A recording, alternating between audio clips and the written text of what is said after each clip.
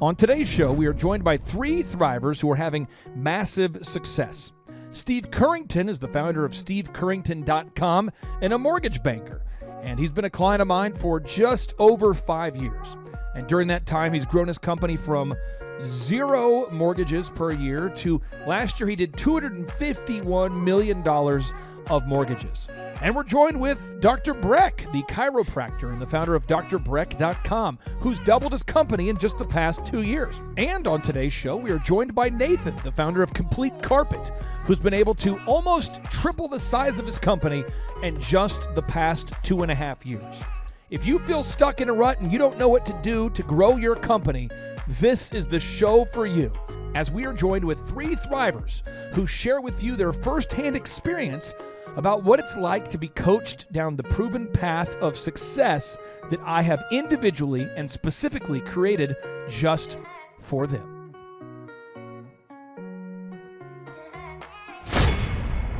Some shows don't need a celebrity narrator to introduce the show, but this show does. 2 men, 8 kids, co-created by 2 different women, 13 multi-million-dollar businesses. Ladies and gentlemen, welcome to the Thrivetime Show. 3, 2, 1, here we go! Started from the bottom, now we here. Started from the bottom, and we'll show you how to get here. Started from the bottom, now we here. Started from the bottom, now we here. Started from the bottom, now we here. Yes, yes, yes, and yes, Thrive Nation, you are in for a super laser show of a podcast today. We are having a very special occasion because we are joined here today with 3 super successful entrepreneurs, 3 people just like you who decided to not just talk about success, but to actually achieve success. Steve Currington, good morning to you, sir. What's happening? Are you doing well here at 6:11 in the morning? It's amazing. Beautiful. You had something happen to your vehicle on the way here. What happened? Tell us the story of what happened while driving your SUV here to the Thrivetime Show.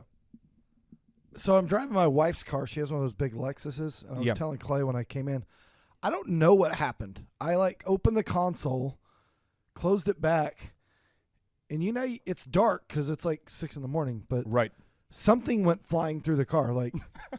It was you could tell a piece of the car broke off. And I found it in the dash.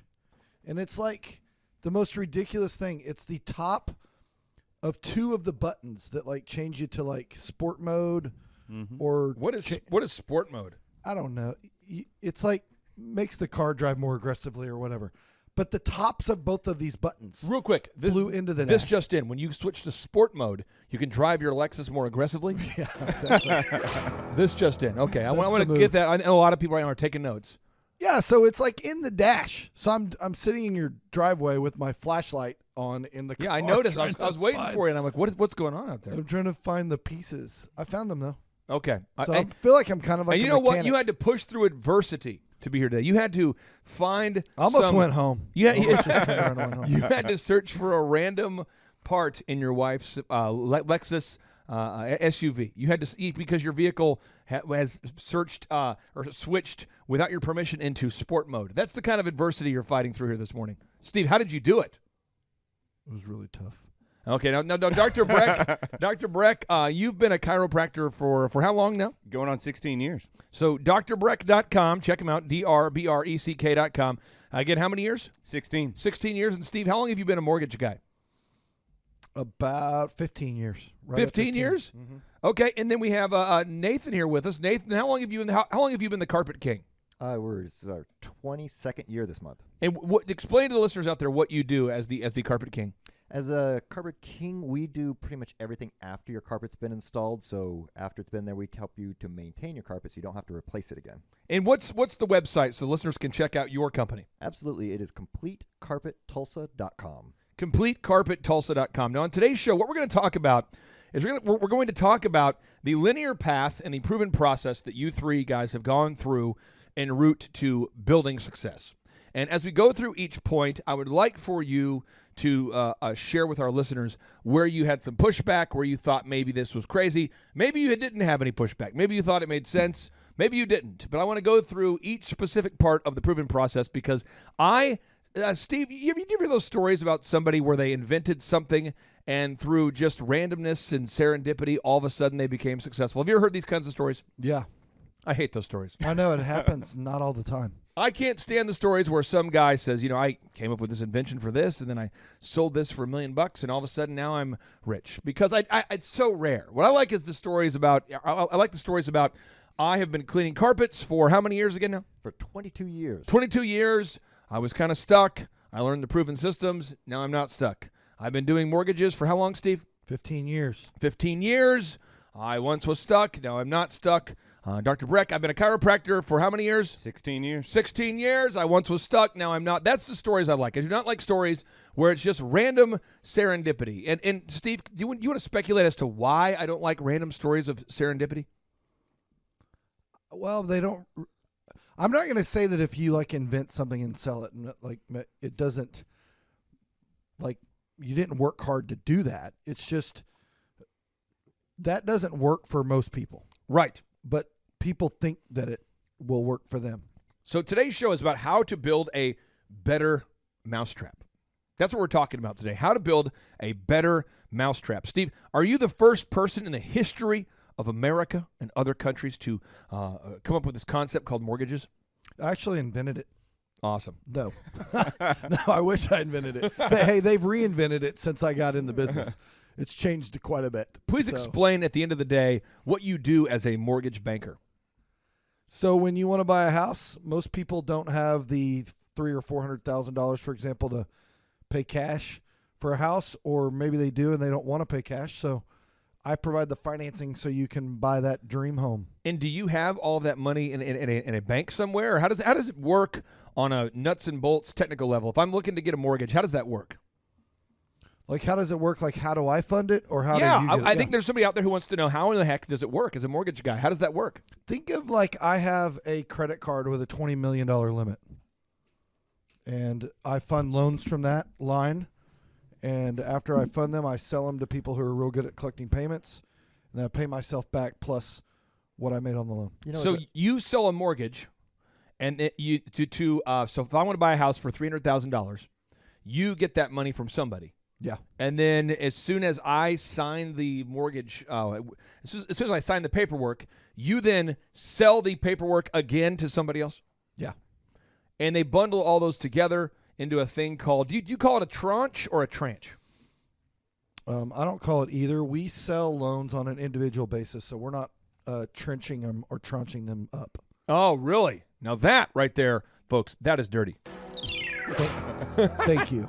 All right. I feel dirty. You know what Steve actually will do for a small extra fee? He will put your mortgage into sport mode and pull both the buttons off. True. This just in, for an extra fee, he'll switch your vehicle into sport mode. Hey, that's the 21-day closing guarantee right there. That's sport mode. You lose all your buttons though. Now, Dr. Breck, I want to ask you this: are you the first person to ever do chiropractic care? Did you invent the concept of chiropractic care? Unfortunately, no. No, I'm not the first. It's been around for, about 115 years. So as we're talking about building a better mousetrap, you did not invent chiropractic care. I didn't. Steve did not invent mortgages. Nathan, did you invent carpet cleaning? Oh, no. Nope. Okay, but there's somebody out there who's listening to this show, and if that is you, I want you to find another show. So if you're listening to this show because you are looking to invent something and to be the first one ever to do it, this is not the show for you. So you would say this is not a show for a one-hit wonder? Yeah, I just when you meet somebody like this at a conference, Steve, why is it awkward when you meet somebody who has never been self-employed? They don't want to build a better mousetrap. They're trying to invent the mousetrap. Why is that awkward to even sit next to them as a business owner? You know what I'm talking about. When you meet these people, it's just because you know that they're crazy. It's not going to work. No, yeah, it's not going to work. It's not going to work. But if you tell them it's not going to work, then they're going to hate you. So you just have to smile and say, "Oh yeah, that's amazing. You should totally invest your entire $20,000 in your life savings to build something that would probably cost you $20 million to build. But hey, you'll figure it out here when you lose everything." So If you want to learn how to plow down the proven path, this is the show for you. But if you're somebody who wants to invent something, I'm not the guy for you. You wouldn't like me. I think this year we have one client we're working with who invented something, the grill gun. Yeah. Bob. Pretty hot. But Bob had a prototype that he invented, and we helped him raise money on Kickstarter. To date, he's raised about $600,000 on Kickstarter. And if Bob will make a grill gun with carbon fiber, okay, and gold, like it doesn't have to be real gold, Clay. Right. But some carbon fiber accents, maybe like some green. I'll never actually light the grill gun, but I'll put it in my house and I'll spend 3 times what he charges. But he just hasn't made a carbon fiber one yet. So let's do this. So let's do this here. One, Bob, if you're listening, make a carbon fiber one that's a green. Steve will buy that. I'll pay but we're going to triple. walk you through the proven path. So on page 4 of the boom book, if you have one, you can open it up to page 4. You can follow along with us. If you don't have a boom book, just visualize page 4 of the boom book and go to thrivetimeshow.com/free-resources, and you can download the boom book there. But let's talk about it. Goals. You have to figure out how many customers you need to achieve your goal. Step 1, you've got to figure out how many customers you need to achieve your goals. Dr. Breck, let's talk about this for a second. When you see a patient, do you see all of your repeat patients for free, or do you charge them something? No, we do charge them after their initial visit. And I'm not asking you to tell us the specific number in your mind, but do you know how many patients that you need to see on a daily basis to break even? Yes. And you set a record on, I think it was last Monday, was it, or two Mondays ago? Mm-hmm. What was the record? We saw 90 patients in a single day, and our previous record had been 74. Why is it important that you know those numbers? Because there's a lot of entrepreneurs that do not know how many customers they're seeing per day, nor do they track. Why is it important for you to know that number? Well, I think for a lot of reasons. One, the numbers don't lie, and so you can see trends. You can see the direction that things are going. Yep. And then you also have to keep the score. I mean, the score is important for me as the owner, but it's also important for the rest of my team to know how they're doing in their own job. So each segment of our office has its own scorekeeping and tracking, and that way we know where we stand and we know if we're moving forward or if we're behind, just like watching sports. You know if your team's ahead or behind. And you know what you got to do in the time necessary to achieve your goals. And so, we have goals, and those goals help to move us forward. And knowing the score helps us to know where we stand in relationship to those goals. And so, we have daily goals, we have weekly goals, monthly goals, quarterly and annual goals as well. And that's for every different job position within my practice. Now, Steve, we talked about this on a show that we recorded probably a week ago, but we were talking about how Total Lending Concepts, the company that you work with, 5 years ago, you guys were a startup, and you guys just passed $250 million of loans closed this year. Am I correct, or am I making that up? Correct. Is that amazing, or is that sport mode to you? Are you excited about that? Is that a sport mode kind of thing, or is that something you're not excited about? Yeah, it's a good start. It's a good start.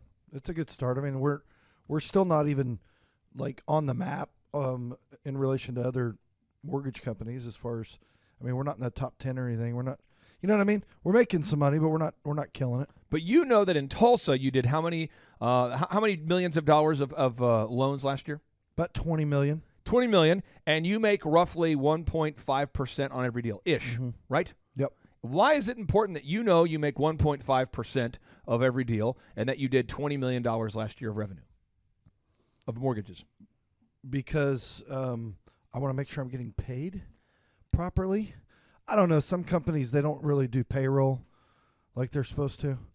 So you got to know what you're supposed to be making so that when you get your paycheck, you can check it and go back and say, hey, you shorted me on this loan, or this says get paid. But furthermore, I've got financial goals, just like Dr. Breck was saying, and we've got numbers we're trying to hit. And if you don't know what you're supposed to be making, then you're just shooting at nothing. Let's go back to the guy who doesn't want to go down the proven path, the guy who wants to invent the mousetrap. Why don't those people ever know their numbers, and why do they always say, Steve, I'm not in it for the money?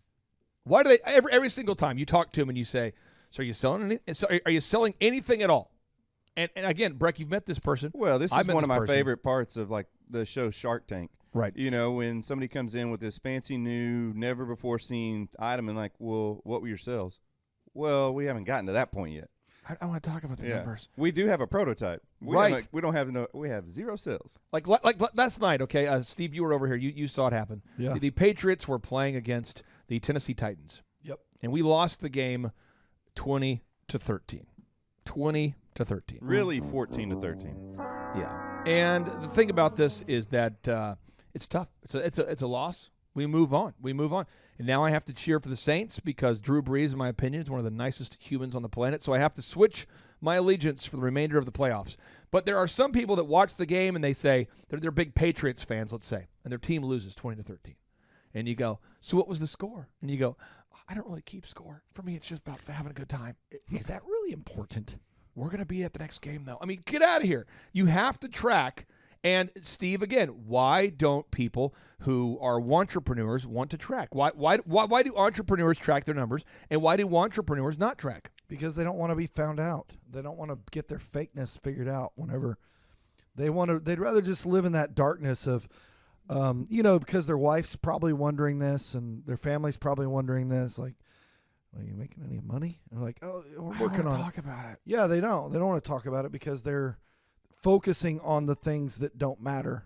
And if you try to tell them to focus on the things that do matter, then you're going to piss them off. Okay, so let's talk about this. How many realtors have reached out to you in the past for help? Because you're a mortgage guy, and they see you driving a Lamborghini. They see you having big success. How many of people have reached out to you, realtors have reached out to you for help, and then they don't want to talk about their numbers? They do not want to talk about their action steps. They don't want to talk about the numbers. They want to talk about how they feel. They want to talk about their big vision. They want to talk about how they want to change the game of real estate forever. They want to talk about their real estate app that they're developing. They want to talk about their logo and their branding and their marketing, but they don't want to talk about the numbers. Steve, as a percentage of all the realtors who've reached out to you, how many realtors do you think have reached out to you? And then as a percentage, what percentage of them have not wanted to talk about things that matter? All of them. How many have reached out to I mean, like, countless. And all of them. There's 4,000 realtors in Tulsa, Clay. 10% of them do it for a living. So, there's a lot of seriously, you've had probably 100 realtors. Yeah, a lot of, I quit counting. I can't. There's a graveyard out there behind my office. And what do they want? Bodies, just bodies. And what do they want to talk about? If they don't want to talk about their numbers, the number one thing, step one down the proven path, is know your numbers. Tillman Fertitta, the owner of the Rockets, says step one, know your numbers. What do they want to talk about? New ideas. I have a new idea. I have this new idea. I got a new idea. I have this new idea. What kind of new ideas? Take us down that. It's an idea festival. Take us to Crazy Town. What kind of ideas have you heard? No, let's think of some stupid headshots. There we go. If I just had a better logo, there it is. I could sell more. If I had better pictures, I was like, you mean that 1985 picture of you that's on your business cards? That's you want to change that? When you had a full head of hair? Yeah, are you sure about that? No, everything that doesn't matter. Like if I say, well, why don't you make more calls? They're like, but I'm working on the font on my logo. Yeah, but if I can't really make more calls because I'm busy. They don't want to talk about how many times they've actually sold something. Oh, look at that. This is my new sound effect here. Nice. This was given to me by Clint Howard with Tulsa Fitness Systems. This is my newest sound effect. You got to do it just right. Cha-ching. It's like, I'm not sure what the sound is before the cha-ching, though. Listen. It's like root. It's like a dog bark, and then it's a ching. It's like winding up. It's like the cartoons where he swallows a whole machine. Exactly. That's the old school drawer. But they don't want to talk about how many times this happens because it never happens. Was that the ringer on your bike as a kid? Yeah. Let me tell you this sincerely, though. I've worked with so many realtors, and I don't understand it. I sit down with them, and in our first meeting, I say, we have got to go over how many deals do you need to achieve, how many deals do you need to close to achieve your goals? How many deals do you need to close? And they don't want to talk about it. And it gets weird. And I said, listen, my job as a business coach is to help you grow, okay? And I have to know the numbers. We have to go over this. Now, once you know how much profit you make per job, as a carpet guy, do you make about a 20% margin? Is it a 30% margin? What's kind of the margin-ish? Yes, we shoot for about 20 to 30%. All right, so when I started DJConnection.com, we made approximately $167 per event. Why 167? I don't know. There was like a whole bunch of variables, and the average event was about $600, and we would somehow make about $167 per show. All right, so if it was $200, we'd be making about a 33% profit margin, but for some reason we couldn't, we didn't, whatever. But I knew that. So when we would go out there and do 80 events on a weekend, Steve, 80 times one. Steve, you're a mortgage guy. You're a math guy. If I take 80 times 167, that's a 13,360. Now, Steve, talk to me about this. Do I have to pay taxes when I make a profit as an owner? You should. Oh, come on now. Come on. I mean, it's a good idea. As a pro business tip, don't pay the taxes and see what happens. So I earned $13,360 a week at the peak. But I had to pay taxes. Steve, how many times have you sat down with somebody who wants to get a mortgage for to buy a house, and they're self-employed and they haven't been paying those taxes? Yesterday, that happened twice. It happens. Twice. No, seriously. No, for real. And they say, I make $13,360 a week, and you go, are you paying taxes on that? And they go, well, I filed an extension. You see, I haven't filed my taxes for last year. It's always exactly the same thing. It's like, hey, I need to get those. Let me get those. Let me get those. Let me get those for you. And then later there will be a text. I have this text. You have the text? Listen. Okay. This is exactly what I want you to read the. This is what all of them do. I haven't even read this because I knew. The hubby and I were just chatting. Based on the model we decided on, they're looking at a new house. You know. Yeah. We won't be comfortable paying for the house, and we have to before we pay off our truck. So we're going to go through 2020 and tackle that, pay it down, save some more money, and then we can afford our dream home comfortably. I want to thank you for your time. We look forward to building our dream home. Now, the real truth is that her husband works in the construction business. Therefore. And he's self-employed. So he doesn't pay taxes. She said, can you get me the list of stuff that you need? And I said, taxes for 17, 18, because 19 hasn't been filed yet. And then I need W-2s, whatever. And the answer is, we're going to hold off because we have to save money. But really what she's saying is, yeah, well, we haven't filed our taxes, or I have a huge loss, or whatever, because every time. Another guy, every Friday is bringing me his taxes. Every Friday. Every Friday. He's bringing me his taxes this Friday. But that's been going on since October. You know what I mean? Because he can't, just say, hey, I've been really irresponsible, and I actually haven't filed my taxes for the last 3 years, and I think I owe the IRS a bunch of money. So now that I know I'm going to have to file those taxes in order to qualify, I'm really hurriedly going to find a CPA because I don't actually have a CPA because I don't file my taxes. And I want to find a CPA quickly who will help me validate my lie. Yeah. So that I can get a house. Correcto. That's what they want to do. But I'm probably not going to qualify for the same amount of house because now I owe the IRS $300,000. And because my wife is unaware that I don't pay my taxes, I can't bring myself to tell her that. So I'm going to complain to her about the lack of responsiveness of the mortgage guy and say the reason why I can't get approved is because the mortgage guy won't call me back. Mm-hmm. So you're not advocating the Wesley 2 weeks Snipes? ago, I have a guy that wrote me an apology letter. He dropped his actual tax returns off through my door with an apology letter, about a page-long apology letter about how he's so sorry that he fabricated the first tax returns that he gave me. This happens almost every time. Because he thought that I didn't have a way to verify that the taxes he gave me aren't the same ones he filed with the IRS. And I don't care. I'm not Mr. Judgy over here. I'm just trying to tell you, here's what I need in order to get you approved. So but step that's what one, happens. though, you've got to know your numbers. You have to determine the number of deals you need to break even and the number of deals you need to achieve your goals. Now, after you've done that, step two, this is going to irritate somebody, Dr. Breck. This is going to bother somebody who wants to be a wantrepreneur. They're not going to like this. No, they're not, but I'm going to give it to you.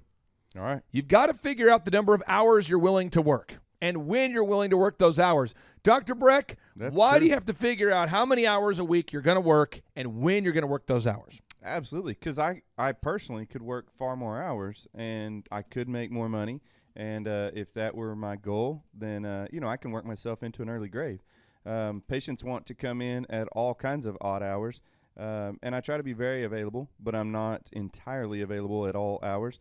And so, there are times when people want me to adjust them on a Sunday. and I don't see patients on Sundays. There are people who would love that I had office hours on Saturdays, and I don't. And so I had a mentor early on that just said to me, when it relates to chiropractic, the patients will come when you're open. They'll find a way. If they want to, get on treatment, they understand the value and they want to feel well, then they'll find a way to come when you're open. If that's Monday through Thursday, if that's, Monday, Wednesday, Friday, you name it, you set your hours. If they see it as a value, they're going to find a way to get in when you're open. And I'm not going to argue with you, but I do want to point this out for the listeners out there. Mm-hmm. You are very good at what you do. I try and to be. you, Thank you. Already work hard by default. So you've had to set I a work boundary. very hard for the time that I'm there, but I do set a boundary so that I can protect that time for my family. But you've had to set. But you personally Mm-hmm. have had to dial it back, let's say, and set a boundary because by default you work very hard. Yes. But most people, not you, most people, they don't need to dial it back. They need to dial it up. These people are out there praying for success. Right. And praying for blessings and being unwilling to work at least 40 hours a week. Well, if you have a regular TV show that you watch, you're not working hard enough. Okay, let me hit play on this. TD Jakes. Snap. TD Jakes could not be here today, but I want to cue up this audio clip here of what TD Jakes has to say about contrasting exceptional people to ordinary people. Let me cue this up. And by the way, if you're listening today and you've chosen to be ordinary, you can choose to be exceptional. But let me hit play here. So Jesus, who is exceptional, is having a conversation with ordinary. And exceptional and ordinary always have a conflict. Anytime exceptional people dwell in the midst of ordinary thinking people, there's always going to be conflict. Okay, so let's talk about this, Steve. Somebody out there says, I want to invent the mousetrap, and I kind of want to work like 10 hours a week, Why? It seems like the kind of person that wants to invent something to get rich overnight is also the person who wants to work 10 hours a week. Can you please explain the level of diligence you've had to put into building a mortgage company from zero revenue to $251 million of revenue? Please explain about the number of podcasts that you've had to record to get to the top of the Google search results. Please explain about the number of reviews you've had to get. Please explain about the Dream 100 marketing. Please explain about the level of diligence you've had to put into growing your company. Most mortgage guys get up at 9. I get up at 4. In the morning? Yep.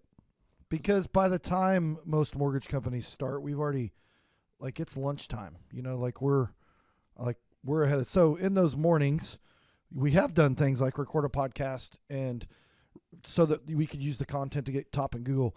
We definitely got to 263 reviews on our Google listing, and then Google took them all away. And now we're back to 610. And the reason why they were taken away, just so we get it, is if somebody goes out there and claims fraud on an account, it sucks. But Google occasionally will remove your reviews. And that's happened to me with Elephant in the Room.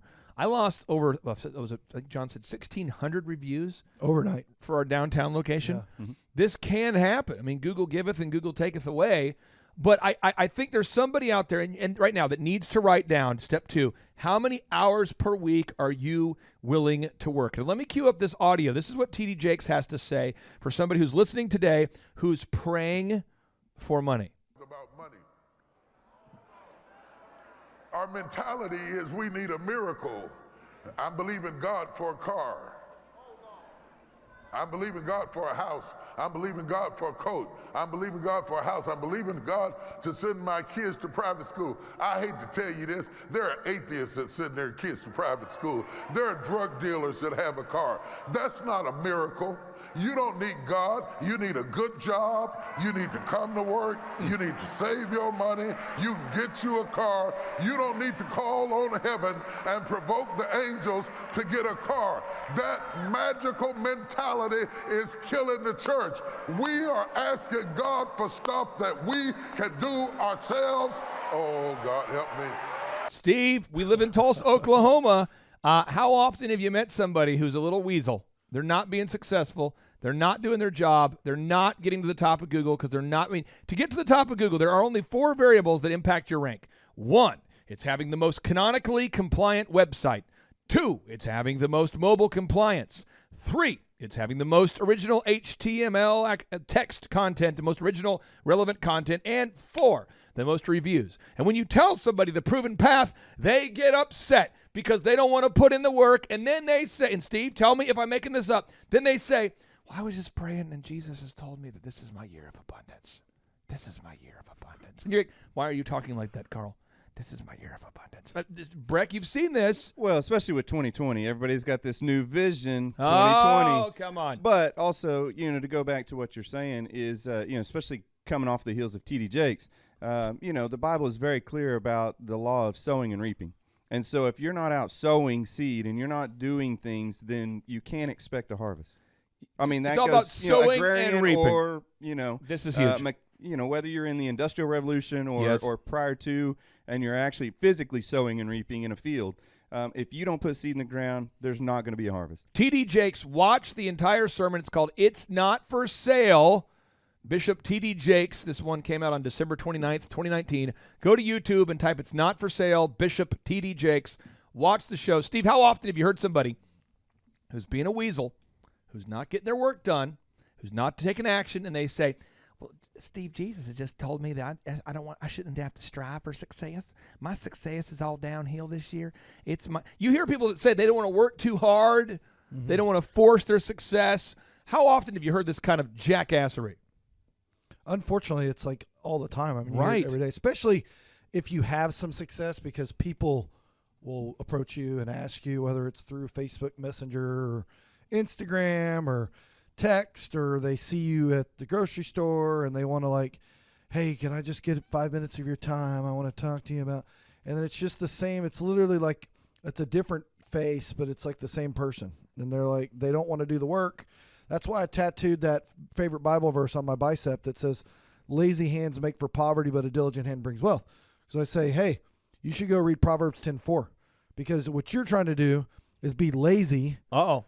And you're going to be in poverty if you're lazy. And if you want to be diligent and work your butt off, then you'll make some money. That's how, if you're a Christian and you believe that, that's how God rewards you. He rewards your diligence, not your laziness. Just like T.D. Jakes said, you don't believe in God for a car. You can work your butt off, get a job, and pay for your own car. You don't need to be praying that God gave you a car. God gave you a brain and 2 legs, so get up off your lazy ass and go do some work. And you can buy your own car. So step 1, determine, you got to know you got to know the numbers. You got to know your numbers. Step 2, determine the number of hours per week that you're willing to work. And step 3, now here we go. You've got to have great branding. And Nathan, I want to talk to you about this with Complete Carpet. We've worked with you now for how long? A little over 2 years. What kind of growth have you had in the past 2 years? We have over tripled. Did you say tripled? Yes, I said triple, as in Did 3 you say times. Tripled? I think it sounded like triple when I said it. Is that like switching your company into sport mode? I believe that's like sport mode and taking both the buttons off. So when we started working with you, we've gone through all these steps, but one is branding. We got to make sure your website looks great. What would you say to somebody out there who has a nasty website, but their husband built it? It's a nasty website, but their cousin built it. It's a bad looking thing, but they made it themselves, and therefore they're sort of unwilling to change it. I talked to a guy just the other day. Sad story, Steve. You would like this story. He's a guy who's not making any money, and I pointed out to him on our 13-point assessment. I said, on a scale of 1 to 10, if Tesla is like a 10, like a beautiful website, and a 1 is like a 0, bad, how highly would you rank your website? And Steve, he tells me 10. And I'm looking at it, and it is nasty. And I said, can I be candid with you? He goes, well, why would I want to do a coaching call with you if I don't want you to be candid? And I said, okay, well, on a scale of 1 to 10, 10 being the best, your site's a 1, but you think it's a 10. He said, are you kidding me? Do you realize how many hours I've spent on this thing? That's why it's a 10, because he did it. So I want everybody out there to ask yourself, on a scale of 1 to 10, how highly would you rank your website? Now, what would you say, Nathan, for somebody out there who is a entrepreneur, they have a nasty-looking website, but they don't want to change it because their wife, their husband, their cousin, their neighbor, somebody built it? Unfortunately, you're going to stay poor. And if what you are doing would get you where you want to go, you'd already be there. That's why you need help. It's a tough little awkward moment there for somebody out there. So let's talk about the branding for a second. Elon Musk says that branding is just perception. Stevie says branding is just perception. Let's think about this for a second. It's just perception. He says brand is just a perception, and perception will match reality over time. Sometimes it will be ahead. Other times it will be behind. But brand is simply a collective impression some have about a product. Steve, what happens if you have nasty branding and you are unable to notice that it's nasty because your wife built it, your husband built it, your cousin built it? What's going to happen to your company?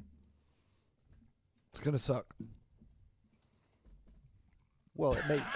You're probably going to have trouble selling things, Probably going to be difficult for you. I let the awkward pause occur because there's somebody out there that needs to hear this. Breck, Yeah. I'm sure there was a time in your life where your website was not great. It was terrible. And no one could find it. Before I met you guys, my website, my web presence as a whole was just terrible. I mean, there's not Now, what if it looks good, but it's not findable by the search engines? What if it looks great, but it's not good, and you couldn't find it? I mean, if you type the exact web address in, you probably wouldn't find it. This is really encouraging advice, though, because the reality is if you have a website that's not doing that well, that means if you change it, you can start doing well. Oh, This absolutely. can really bring you up. Like if it was already perfect and you're not doing good, well, then what can you change? But if it can be improved, and then you can improve it and come better, oh my goodness, then the sky's the limit at that point. I see people, and Steve, you've seen these people because you've actually referred some of these people to us. This is what happens is, Steve, you'll pull up in the parking lot driving a Lamborghini. Yes. Or your wife's Lexus SUV. In sport mode. Or in sport mode. Or this just in. He's in sport mode. He's locked in. Wait. You always drive the Lambo How does a in sport mode. Lexus in sport mode compare to a Lamborghini? Oh, wow. Yeah, true. Tell us this. Is that like a Lamborghini running on gravel and diesel? It doesn't work. It doesn't compare in any Does way. the Lamborghini have a Chevelle mode? No. So They're nothing alike. people will see you pull up in the Lexus SUV or your Mercedes or your Bentley or a Lamborghini. They'll see one of your cars that you have, or they'll come to your nice house, and either way, they'll show up and they'll go, Steve, how are you growing your business? And you go, well, I've been working with a coach for about 5 years. 5 years now. Yep. And Clay and I meet every week, and he's been taking me down this proven path. And he and Dr. Zellner have built 16 multi-million-dollar companies between the two of them in all different industries. And if you follow the proven path too, you too will have success. And they go, well, give me his number. And then they reach out to me. And then we're on the phone. And I say, hey, your website currently is ranking low in the search engine results because it looks good, right? But it's not built on WordPress and it's not canonically compliant. Yep. What percentage of the time does somebody with a good-looking website that doesn't rank high because it's not canonically compliant argue with you or me about the way search engines work? Yeah, that's the problem. Every lot of time. them do. Every time. They want to argue about. I think that's like. Which is why I only want 160 clients, by the way. Some of y'all are making me crazy, Steve. That's like I don't know if it's a skill or if it's learned or what, but it's like if. I don't have an ego about crap I don't know about, but for some reason, some people do. They get a big ego about crap they don't know about just because, I don't know, they feel like they worked hard. I don't understand it. And then they read like one half of one chapter of one blog about search engines, and now they're an expert, and they say, Steve, well, apparently Google just did a update, and it doesn't work that way anymore. Mm-hmm. Every time. Breck, you've heard this, I'm sure. Well, sure. But one of the things I was going to say is, when you talk about brand and the overall impression and how that all ties together as your perception of a business, as a company, of an individual, it's about congruence. And so, people don't like incongruence. And so one of the things I love about you, Clay, is when I go to the Thrivetime office or I go to the studio, there's a similar aesthetic. There's the same feeling. There's the same. You're not different when you're on the radio. You're not different when you're in person or at the conferences, workshops. Yeah. You're the same person. You're unapologetic for who you are, and there's that same congruent thread throughout all of it. And I think that's one of the things that drives people, customers in particular, crazy is when they have a certain impression and then a certain expectation, and you don't you don't meet that each and every time. It's inconsistent, and they start to see hypocrisy within the company or the service or the product. One time you get a great product, the next time you don't. That's the kind of thing that doesn't help your business. It doesn't drive it forward. It only hinders it. So on a scale of 1 to 10, I want you to rank your website right now, your branding, anything people can see. Rank anything people can see or touch about your company, your business card, your website, your print pieces, your marketing commercials. Rate them on a scale of 1 to 10, with 10 being the best, 1 being the worst. And if you need to fix them, do it. But again, step 1, know your numbers. Step 2, know the number of hours you're willing to work per week and when you're willing to work those. 3, improve that branding. Step 4, Nathan, I want you to talk about this. You've got to have a 3-legged marketing stool. There's got to be some way that you market to people that is somewhat turnkey, some way that doesn't involve you personally networking to bring every single deal in the net. There's got to be a 3-legged marketing stool. Nathan, why do you have to have a turnkey marketing system that doesn't involve you and your incredible wife, Tony, personally going person to person, house to house, passing out business cards? Well, 1, because there's only 2 of us. And if I want to do more than 2 jobs a day, then I'm going to have other ways of bringing stuff in. I tried some of the networking groups where you have to meet up every 3rd Thursday or every 2nd Thursday at 5 a.m. or 7 p.m. for lunch.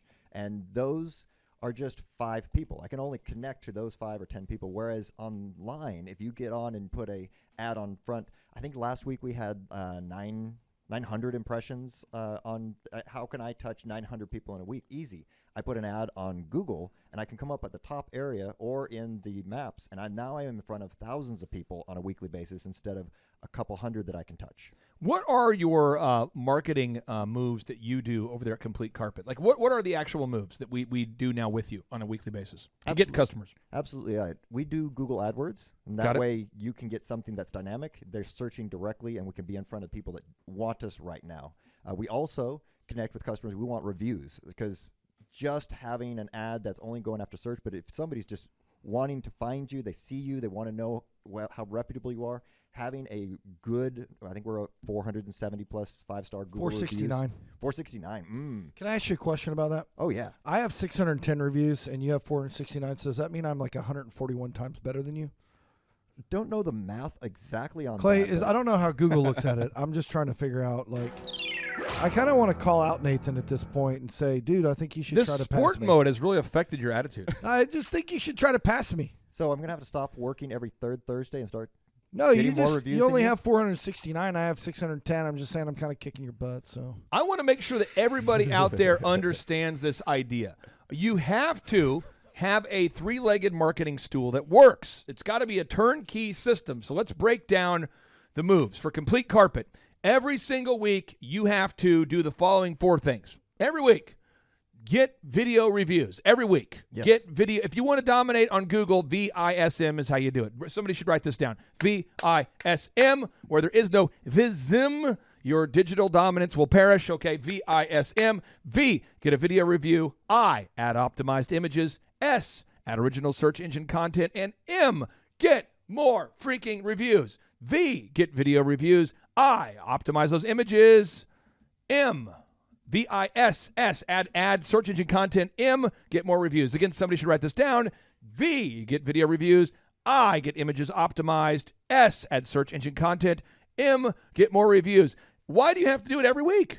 You know, 2 of those things aren't mutually exclusive, because I get asked this all the time, like, how do you get a video review from somebody? And you're standing there with a customer. 1, do a good job. I mean, don't ask people for reviews if you haven't done an amazing, awesome job.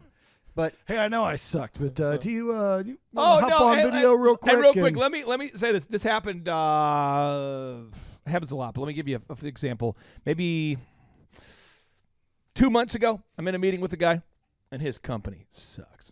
He wanted to become a client, and it sucks. I mean, Breck, I'm serious. This company sucks. I think you have a sound effect for that. Well, let me say this. I went online, and I was looking him up, and all of his reviews are bad. I mean, bad. And I said, hey, we got to fix your online reputation. And so please explain to me the origin of these complaints. I just want to know. Because people are writing all over Google. They're like, I paid dude $25,000 to remodel my house. And he never finished, and he's never called me back, and he still has my $25,000 if you know his whereabouts, please have him. And it's like on House, on Home Advisor, anywhere that you can leave a review, somebody is leaving a review. And Steve, I'm sure you've seen this kind of thing. They're and they are passionate. pissed. Sure. And he says, I want to find a way to bury those. And I said, is it true? He says, oh, yeah. I want to know what's the best way to get good reviews and to bury the bad ones. I'm being serious, Start though. doing good work. Have you ever seen this scenario, Dr. Breck? Put your business What in you do, sport mode. I want you to, the next time this happens, just What for had my happened was I got a bad review. for my own satisfaction, the next time this happens, because I know it probably happens like once a week or something. Oh, yeah. Could you just say, excuse me, can you just put out your hand? And then they put their hand out like this, just slap it. That's what I want you to do. And then video that, and then we can use that forever. This is what you need, sir. Bam. Slap your hand. Tough love. Yeah. But you've got to do this. And people say, well, how do you get a video review? Don't suck. Don't be terrible. I see, this is an example. I used to work with a pastor back in the day. Incredible. He says, Clay, my church isn't growing. I'm like, well, I'm going to walk you through the linear path. But I want you to know, growing a church is not a spiritual thing. Oh, this hurt his head. Mm-hmm. And he said, what? And I'm like, it's not. But his wife was passionate that he become a client because she knew that they were stuck. So I said, well, what I'm going to do is I want you to rate your preaching. By the way, there's 3 moves to get to grow your church that have to, as it relates to quality. I know somebody out there is a pastor and they need to write this down. 1, your sermon has to be awesome. Excellent. 2, your praise and worship has to be awesome. 3, your youth and kids ministry has to be awesome. Again, the youth ministry and the kids has to be awesome. Mm-hmm.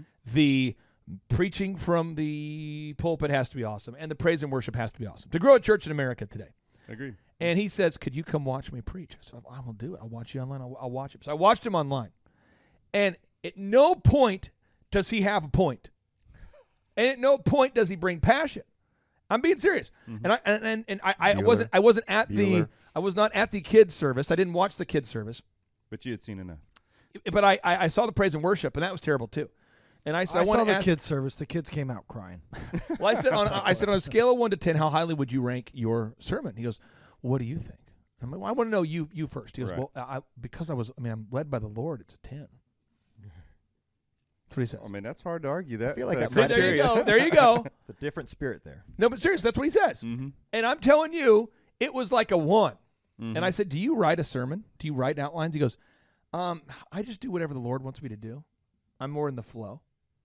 I said, so you literally do not, because during his sermon, it was abundantly clear that he was making stuff up. He was just winging it. Yeah, and he says, I was just in the flow. Can I go off on something here? Sure. This is one of my personal pet peeves, and I know Sure. that hopefully I don't offend anybody, but God is there for you not to hide behind. You need to get, like, if you're going to do good work so that people wonder why you're so good, and then begs the question. But so many, especially in the business industry, Yes. don't hide behind a little ichthus on the side of your van, or that Christ is my source, or that some other thing is. What did you call it? An ichthus? It's that little fish Little symbol fish symbol? that has the. It's called an ichthus. Yeah, it actually has a title. Yes, it actually has a title. You do That's such why I good love work. this. I literally like just learned what an ichthus is, and it's not an igloo. It's an ichthus. Go ahead. Sorry. But don't hide. Do such good work that it begs the question There we go. why you're so good. Don't hide behind and say, "Hey, I know my work is okay, but God, I do it before God." No, do it so well that people wonder what's behind you. So the marketing game, we go back to the marketing. I said, hey, listen, Pastor, I can get people in your church by getting you to the top of the Google. If you type in the name of your city and church, I can make you top. I can make your website look great. I can improve the video quality in your sermon. I can do all that. But if people come to your church and don't come back, I can't do anything about that. Right. There's got to be the content. Yeah. And then he says, well, I'm not going to sell out and do what these modern pastors are doing. It's about the word. I don't want to help more people. I don't want to reach a lot of people. I'll Think show- about the craziness I'll of that show you. idea. So again, if you're out there today and you're cleaning carpet or you're growing a church or you're selling mortgages or you're doing chiropractic care, we created a 3-legged marketing stool. And again, for complete carpet, we dominate in Google. Okay, we dominate. We did the VISM. We talked about that every single week. We do that. Then every single week we run AdWords and retargeting ads, and every week we do Facebook ads. And that's how we grow. It's not that difficult, okay? But once you get leads, you've got to be awesome. Well, and I want to, on the other side of this, for the business owner out there saying, hey, I'm going to start doing this. What will happen when I start doing this? I want to give you an awesome story that will be hopefully an encouragement for you. We started doing this. We've done it for 2 years. And about 3 or 4 months ago, had one of our guys go to a job. And the guy scheduled online because he knew our reputation with the 400 plus reviews and saw the video reviews online. 469. Yes, I heard that's like 100 more than you have. He shows up there, and the husband had scheduled it, and the wife was there. He wasn't even there. And so my guy goes up there, and the wife comes out and says, hey, do I have to stay? And he's like, well, he gives our thing. I need to have a form of payment. I need to wait up, lock up your house, and call somebody if problem. But no, you don't have to stay. So she tipped him $40. She gave him the keys to the house, and this first-time customer, has not met us before. And she said, I've read your reviews. I saw your video things. I know you're going to take good care of him. I want to go see a movie. And so she left.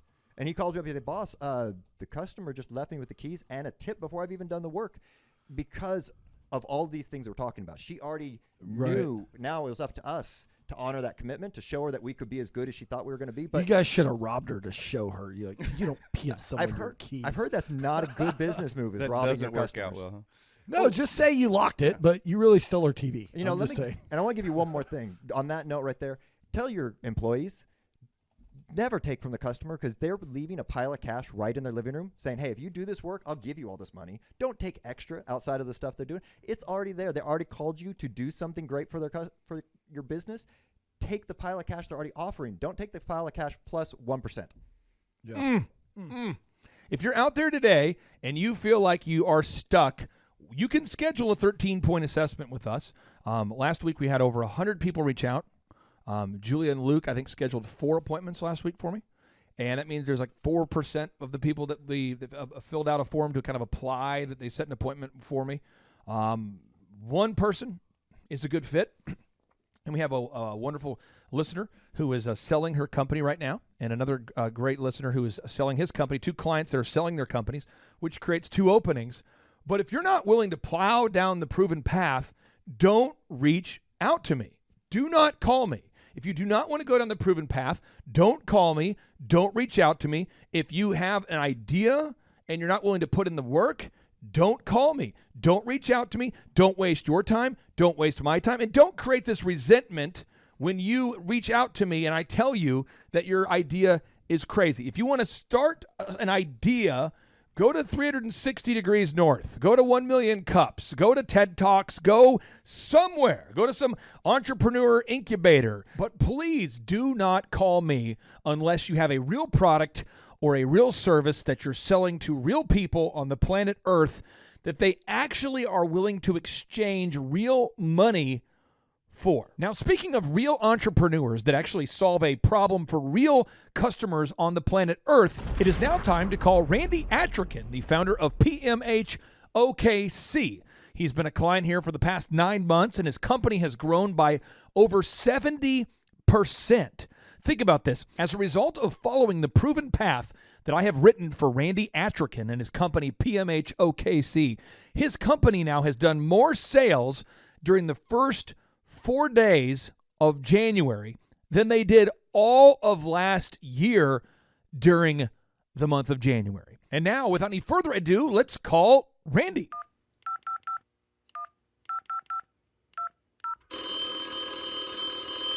Will he pick up? That is the question. Randy Atrican, how are you, my man? Good, man. Appreciate you having me. Hey, can you tell the listeners out there what you do for a living? Tell them about the name of your company and where you're based. Yeah, we're out of Oklahoma City, now Tulsa as well. Our business is called PMH OKC, which stands for Perfect My Home. And we basically do any type of construction outdoors. So a strong emphasis in outdoor living. You walk out your back door, whatever you see, that's kind of what we do. Okay, we're gonna talk about a lot today. I want to tap into your wisdom about this, but let's do this. I want all the listeners do a Google search right now for PMH OKC. What does PMH stand for? Perfect My Home. Okay, so everybody do a search right now for PMH OKC. Do a search. Okay, great. There you're going to see the highest rated outdoor living company in Oklahoma City right now. And you're going to see a ton of video reviews. A ton. I mean, a massive amount of video reviews from real customers. Real customers. I'm going to queue up one of them, Randy. I want to play this for the listeners because I think that somebody out there needs to understand what I'm talking about. Let's do a Google search here for PMH OKC. I'm searching right now. I'm finding the video. Let me just play this audio clip. This is phenomenal. Let me play it for you real quick. Here we go. What is your name and where are you from? My name is Terry Tilley, and I am from Texas, but we live here in Guthrie, Oklahoma now. How did you hear about PMH OKC? Actually, on Facebook. I was just, I had been doing some Google searches for patio covers and pergolas and such, and then all of a sudden Facebook found out and started posting different things, and so I saw quite a few different companies that offered them, but I saw that you did solid covered pergolas, and I knew I wanted something that was going to give us more shade and more protection from the rain and the elements. And so then I started researching, and you guys had really wonderful reviews. What was your best experience while working with PMH OKC? The guys that actually built the pergola, well, even the guys that delivered the materials, they were all so sweet. Very nice, very friendly, you know. Yes, ma'am. Thank you, ma'am. You know, they were so sweet. So I would have to say just that the crew, they were all very polite. They were on time. They were here when they said they were going to be here, and they got it done really quickly. What the crap? Randy, you have people that are on time. They're showing up on time to get the pergola installed on time, to get the outdoor kitchen on time, to get the chimney built on time. What the crap? How much did you have to pay that woman to say those words? $1 million. No. No, I mean, that's what we focus on. And, you know, people seeing a real person say that is priceless, because we get the same thing over and over again. Every time we quote a job, we show them those type of videos, and it just gets us all kinds of jobs. Can you talk about, as a percentage or whatever way you want to describe it, how do your sales, we're recording this show right now on January 5th of 2020. This show will come out in March, but can you maybe describe your sales this year and in the first 5 days of January versus all of last January, the sales numbers? Yeah, our last January was $126,000, and we've already done over $150 in the first 4 days. What? Wow. Repeat that again, please. We had about 126 last year, all of January, and we're over 150 already in the first 4 days. And a lot of that's from work that we started doing several months ago with reviews and SEO. That's crazy. Yeah. And because we're 5 days in right now, I don't know, but I would speculate that we'll probably end up doing 10x growth this month. Do you believe that, or what do you foresee happening for the rest of the month of January? Oh yeah, I've got 600,000 on my goals for it, because we're about to hit 2 big trade shows too, and one of them is the biggest one of the year. So I'm expecting huge things, and we've got so many things in the pipeline. It's crazy. We've got probably $250,000 that's about to close already. Okay, so again, we haven't even gotten today started. So I want to make sure the listeners are getting this idea here. We're talking about how to 10x your growth and how to turn your accounts receivable into bank deposits that are believable. So, Randy, in your industry, it can be a dangerous dance with the devil, and it's called accounts receivable. It's when you go out there and do a great job, and Dr. Breck, I'm sure you deal with this too. It's where you do a great job as a chiropractor, a great job as an outdoor living company, and then people don't pay you. Has that ever happened to you, Randy? Yeah, it has. About 3 weeks ago, we were owed about $200,000, and it's just this time of year, people slow pay, and they give you all the excuses in the book, and it just comes down to really getting in their face and getting it. And we've, with me and you and our coaching, we've got that down to 40,000, but we just had to get really aggressive. So let's talk about this in our twisted world that we live in. Randy, what are some of the excuses that you've heard from people? And I want to deal with this because if you're not careful, you'll feel bad as an entrepreneur collecting money that you're owed. Somehow customers can flip it where you feel bad for collecting money that's owed to you. What kind of excuses have you heard? I just want to write these down. Most of them are I just forgot. Like probably the main excuse I get is people saying, "Oh, well, I just missed you. I got home and I forgot to write your check." Or another one that we've gotten was that they haven't gotten paid yet. Well, it's like, that's not really my problem. Some of these bills are 3-4 weeks overdue, and I shook hands with you, not with your builder. So there we go. Most of it's just stupid petty excuses like I forgot. I'm going to read off some excuses that I have here in front of me, and I would like for you to tell me if you've ever heard this before, Randy. Okay, so I'm gonna write off the excuses that I've heard before. Okay, one is, can you mail me an invoice? Could you send that invoice to me? Have you ever heard that one? Yep. So you've heard that someone says, "Can you send me an invoice?" They know how much is owed. Yeah. But could you send that to me? My accounting department needs it. Have you ever heard this one? Yeah. Could you mail it to me again? I must have got lost in the mail. Have you ever heard about that one? It is in the mail. Yeah. This week. Okay, so He's like, now, yesterday. now, how about this one? This is powerful.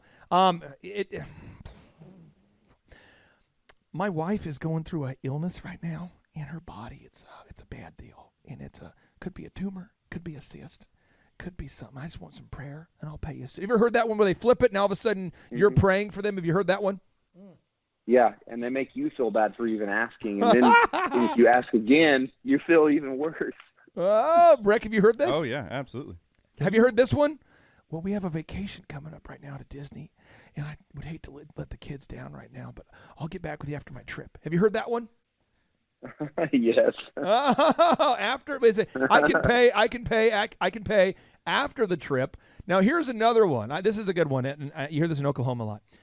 Well, Randy, now, brother, I know as a believer, you know, and I know when we're just coming together and we're just believing for my husband to get a pay raise, for my wife to get a pay raise, for money to come through. Right now, we're just waiting for the money to come. Have you heard that one? In a version, yeah, a similar version.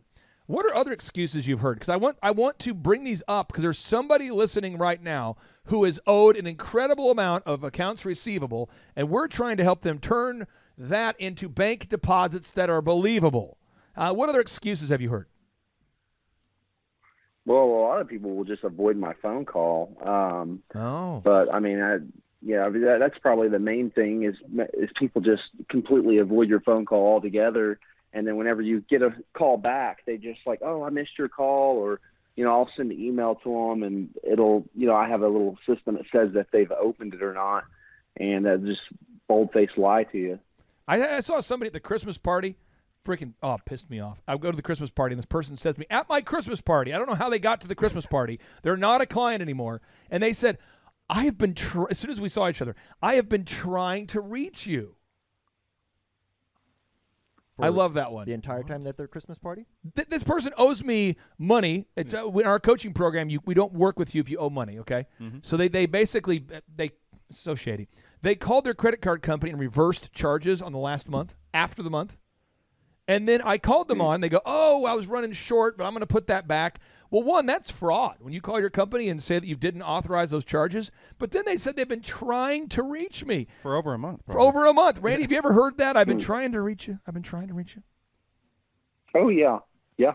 We get that all the time. So how did you collect your money this past month? How did you take your accounts receivable from nearly $200,000 down to $40,000? How did you do it? What kind of words did you say? Help somebody out there there's a listener out there right now. You've got a ton of money owed to you, and somehow you feel bad about collecting the money. Help set a listener free, Randy. We call them like 20 times a day and got basically borderline disrespectful with them, and I mean, we just blew their phone up. And then whenever they did call and give us those excuses, we just basically had to be very frank with them and say, hey, this is a past due for 6 weeks. We've got to get a payment. I always just threaten them with a lien on their house, and that usually works. There it is. Now, what is it? For anybody out there who doesn't know what a lien is, can you kind of explain? I'm not asking for the technical mumbo jumbo, but can you kind of explain, Steve, what a lien is on your house and why that's not a good thing to have one on your house? Yeah, well, you could have a mortgage lien on your house, which is not necessarily a bad thing, but what he's talking about is they call it a mechanic's lien. And so what happens, a contractor maybe comes and does some work on your house, puts a roof on, does a beautiful pergola like OKC. What is this? PMH OKC does. Yep. And then they don't pay. And if the contractor wants to, and you're not, paying them in a timely manner, they can go file a mechanic's lien on the property. And essentially it locks it up to where you can't really do anything with your property until you pay them. But it's only for a period of time. So it's not like on there for life or anything. But they couldn't sell their house until they get this lien most cleared people up. are, most people don't think you're serious. And then if you do that, you can. Let me give a business owner out there a super tip that really will help to free you up. This is great, but before this happens, do not accept post-dated checks. If they say they'll pay you later for the work you're going to do today, say, that's all right, I will do the work later then. When there we go. Have the money? Mm-hmm. Okay, so that's a great tip from Nathan there with Complete Carpet. Dr. Breck, have you ever had people owe you money? Well, we also use physician's liens. And so, there's oftentimes where patients pay up front or it's an insurance situation. But then with like a personal injury case where we know we're going to do all of the work and we're not going to get paid until the case has closed and then settled, which may take years, we do a physician's lien to make sure that our name gets on that check, because we have had patients who receive the check, cash it, that was meant for their care, and they never paid the bill. And so without that physician's lien, there's really no recourse that we have. I want to talk about this, Randy, because you do such a great job at this. Again, we talk about this so often on the show.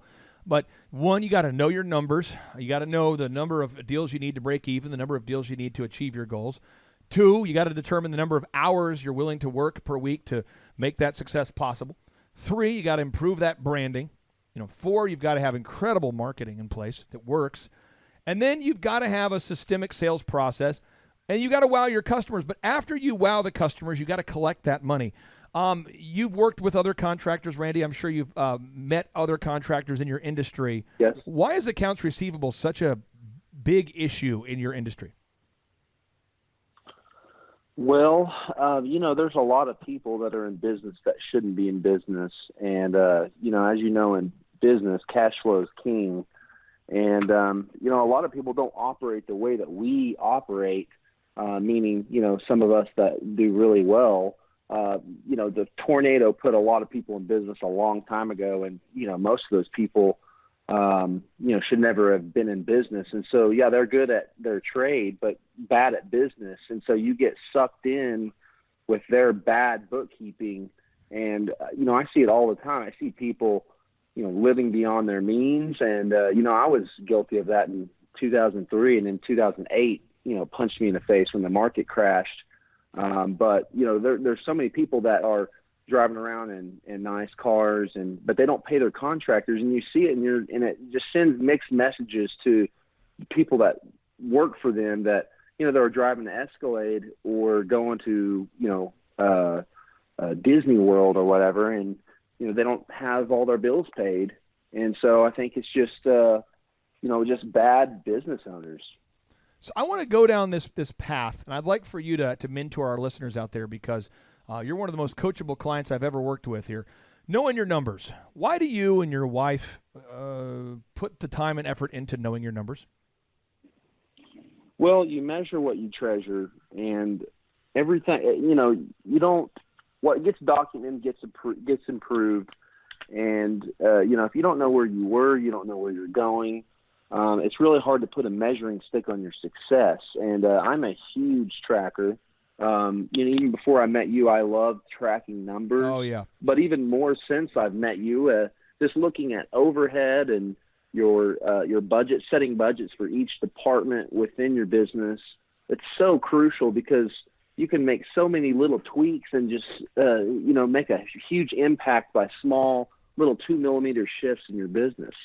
I think by default, and maybe you don't agree, Randy, but by default, your payroll, your fixed expenses are going to grow at the same rate of your gross revenue, a.k.a. you're not going to be profitable. Do you agree with that by default that's what happens? Your gross revenue you said your gross revenue will grow with your payroll? I mean, do you agree by default that your payroll will grow at a rate that keeps up with your overall gross revenue if you're not careful? I mean, do you agree that by default you're basically your fixed expenses are going to drift upward if you're not intentional? Oh, absolutely. Yeah. I mean, we had to cut $20,000 a month in overhead just last month because it was getting away from us. Well, we're in a seasonal business, and so in the summer we're doing $400,000 or $500,000 a month, and you get to December and you're $250,000. Statistically the worst month is December. But your overhead's $100,000. That's not good.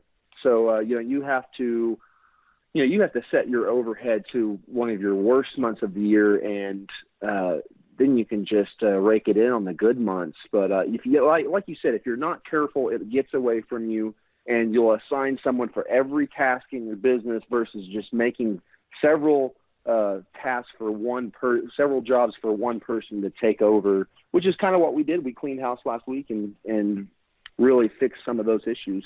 Steve, have you ever seen this before, that the fixed expenses will gradually just drift upward, or do you believe that they, by default, you tend to become you tend to drift into becoming more profitable? No, you definitely don't drift into becoming more profitable.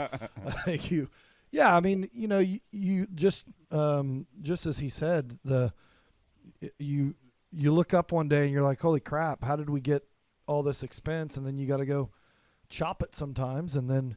Because I think, a nickel turns into 10 cents, and that turns into 25, and next thing you know, you're spending money that you didn't realize you're spending. Everybody does that. Even just the other day, I told my wife, I said, I think Amazon could literally just charge us, $37 a day, and we wouldn't even know. Like, they could charge it and then not even send anything to us, because if you're not watching it or inspecting it, just can kind of get away. And that's if you have a whole bunch of really honest people that work for you. I mean, just imagine if you have somebody who's not honest and they're doing things. I mean, then it can sneak up on you, and next thing you know, you're in a just this past week. I was working with one of our clients, and he found that $750 was spent by some other company. Somebody else got his credit card, I guess, and was using it for other things on Facebook. I don't know what I don't know what you can buy on Facebook, but other ads or other marketing or something was being done where his card was being used without his permission. Crazy stuff there. Crazy stuff. Oh, I had a me and my wife met yesterday for a budget meeting, and we noticed our Fuelman card was $700 more this month. Wow. We look at that stuff every single month, and we just let this guy go last week. But we noticed this, and it was his truck. Well, he was filling up 2 times a day. And one of them was for like $112. What? And the truck only holds like $50. So it was like $50 and then $112. He ripped us off like $700 a month. I would not have known that if I had not have been tracking my numbers and looking at all of my overhead. This is so important. Now, the final 2 teaching moments I want to give the listeners out there. You've got to determine how many hours per week you're willing to work. Randy, what time did you wake up on, let's say, Friday? I wake up at 3 a.m. every day, except for Sunday. I wake up at 5. Okay. Steve, what time do you wake up most days? 4:20. That's hilarious. I just figured that no one that ever smokes pot will wake up at 4:20 a.m. That's your ultimate joke. That no one knew about until right now. 4:20 in the afternoon. Yeah. That's hilarious. They never knew They'll there get was up at 4:20 in the afternoon. That is so funny that you mock potheads with what time you wake up. Yeah. I love that. Okay. So let's talk about this, Randy. The diligence. Your dad taught you a lot about diligence. We've talked about this in the past. What did your dad teach you about work ethic and diligence? From a very young age, we threw a paper route, and I would say I was about 8 years old. And, we grew up kind of poor, not like poor, but, we were paycheck to paycheck. And, so my dad started a paper route when I was young, and I went with him every single day. And when I say every single day, it was like Christmas. I mean, any day of the year we were out throwing a paper out. And so I would work for a Coke and a candy bar for about 5 years. That was my payment, a Coke and a candy bar. And then, after school, he had a masonry business. He would, then I felt like he was dragging me out there, but I didn't realize what he was teaching me. He was teaching me hard work. And I mean, he would push me in the back, to walk faster if I walked slow. I mean, that's the kind of the upbringing I brought. And now, it's easy to look at that and be like, oh, I had a rough childhood, but I don't really think that now. I mean, I think that my dad was training me for a career like what I have right now. And I would say that probably my biggest strength is my work ethic nowadays. What time did you and your dad wake up to throw those papers? It was about 3 a.m. It was pretty close to that. I mean, I've always kind of been a morning person, and then, the fire department really retrained my mind when I was doing that. So we had a really weird work schedule, so we was up all times of the night. So that kind of plays in the factor as well. You were a firefighter? Yeah, for Edmond for several years, and I tore my Achilles after that. How long were you a firefighter? About 5 years. So let's make sure we get this. I want to make sure we're getting these data points here, these ideas. 1, your dad woke you up at 3 a.m. every morning for a long, long time. 2, you have done more sales in the first 5 days of this month than the first 4 days of this month than all of last January. So in all of last January, you did less sales than you've done in the first 4 days of this January. Is that correct? That is correct. Okay, and so let's if you listen to this show a lot, and I know you do, and you're going, I'm implementing the marketing, I'm doing that, I'm doing the branding, I'm doing all that, but I suck. Then it's not going to work. So I want to talk about this for a second because we've started working together. What, about 9 months ago, 7 months ago? How long ago did we start working together?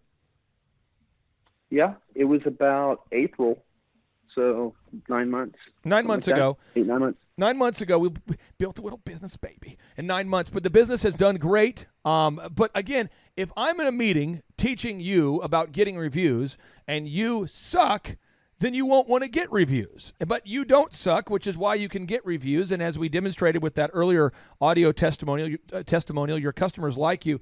Talk to me about how you get your team to get things done on time and on budget when most contractors can't seem to figure that out. I mean, Steve, before we get Randy's answer, have you ever had a contractor that couldn't get it done on time or on budget? Never. Are you kidding me? They're trained to not do it on time.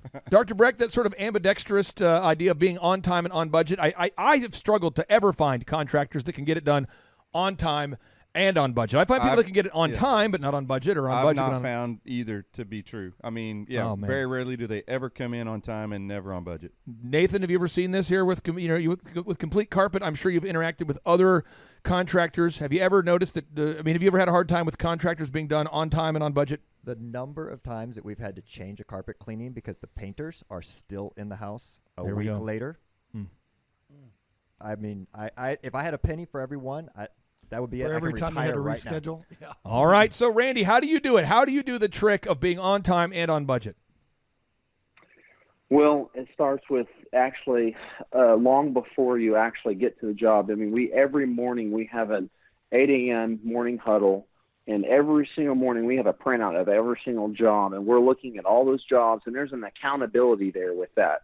So, if there's something that needs to be done, we need to put a name on it. Who's going to own that right now? And we're going to talk about the next morning. And it's the carrot and the stick as well. So, I mean, if we put your name on it and you're responsible for that, it doesn't get done, you're either getting written up or you're going to have, some consequences for that, sometimes even monetarily. So, it starts with that.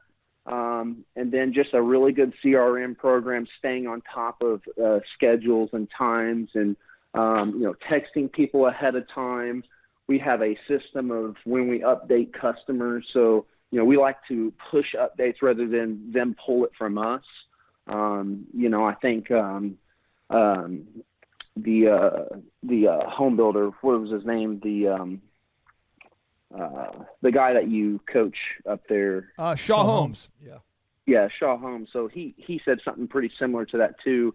And I actually learned a little bit from him whenever he was talking at the conference several months ago. And we started doing that. We started updating customers every Tuesday and Thursday, and that just completely changed a lot of things for us in a good way. So, but yeah, I mean, it's just it's more the carrot and the stick too. But you got to have good people. If your people are not on board with your system and process, then they're not going to do it. Because if you just let people run wild, I mean, they're just going to do whatever they want.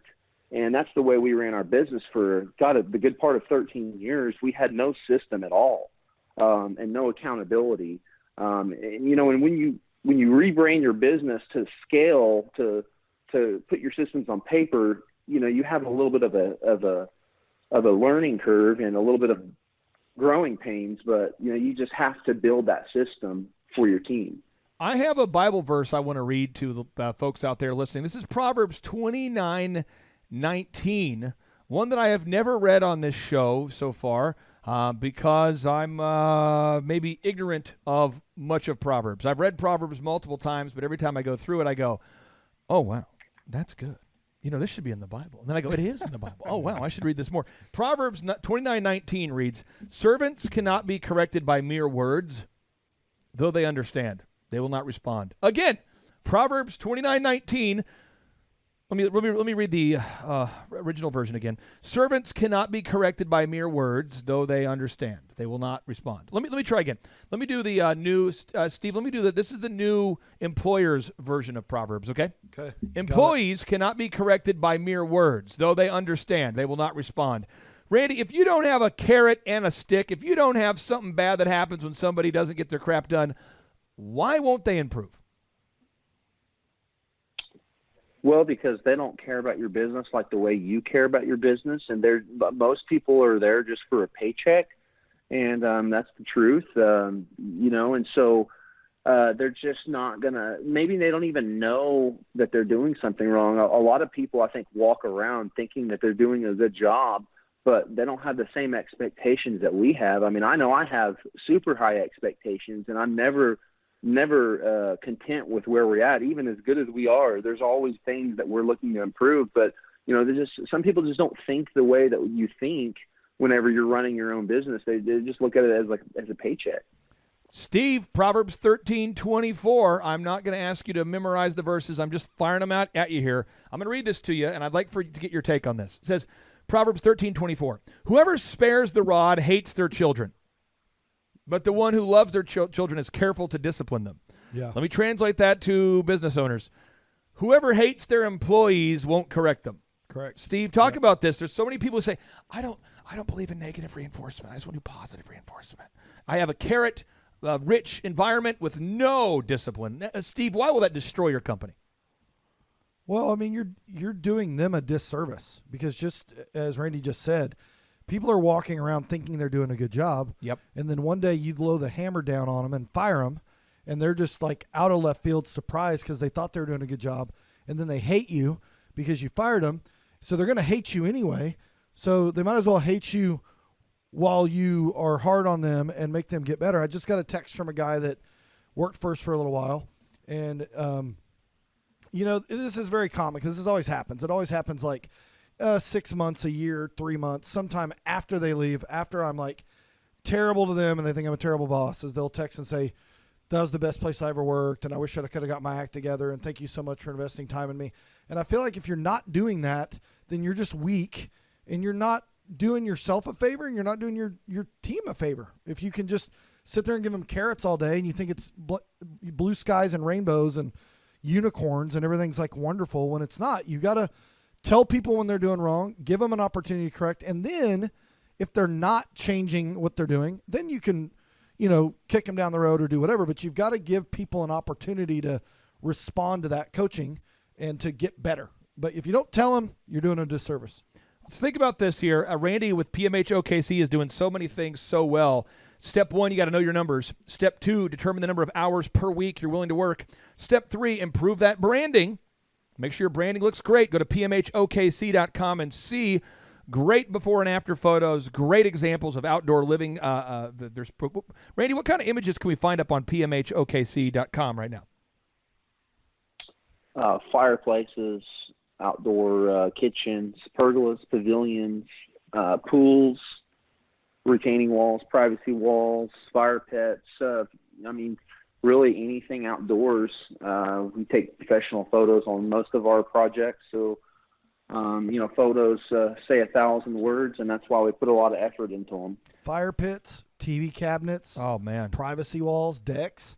They've got like a million. And by the photos. way, and Randy, you ship those outdoor TV cabinets, the cedar cabinets, anywhere in the U.S., right? Mm-hmm. Anywhere in the U.S. And there's a beautiful picture of him and his family too. Oh, no. Oh, that's a lot. really nice. You've installed Lucky Orange on your website. You can tell where people are clicking on the website, and everybody clicks right there on Randy's face. Sorry, there's an extra 15 clicks just now. All right. So step number 1, know your numbers. Step 2, determine the number of hours per week you're willing to work. Step 3, improve that branding. Make it look world-class and not like an ass. Step 4, create the 3-legged marketing stool, or you're a fool. Create a turnkey marketing system that works. Step 5, you have to create a systemic sales process. Randy, you have great scripting. You're installing call recording there. Can you talk about what's going to happen if you delegate your sales to a member of your team and you don't know what they're saying and there is no script in place? What will happen?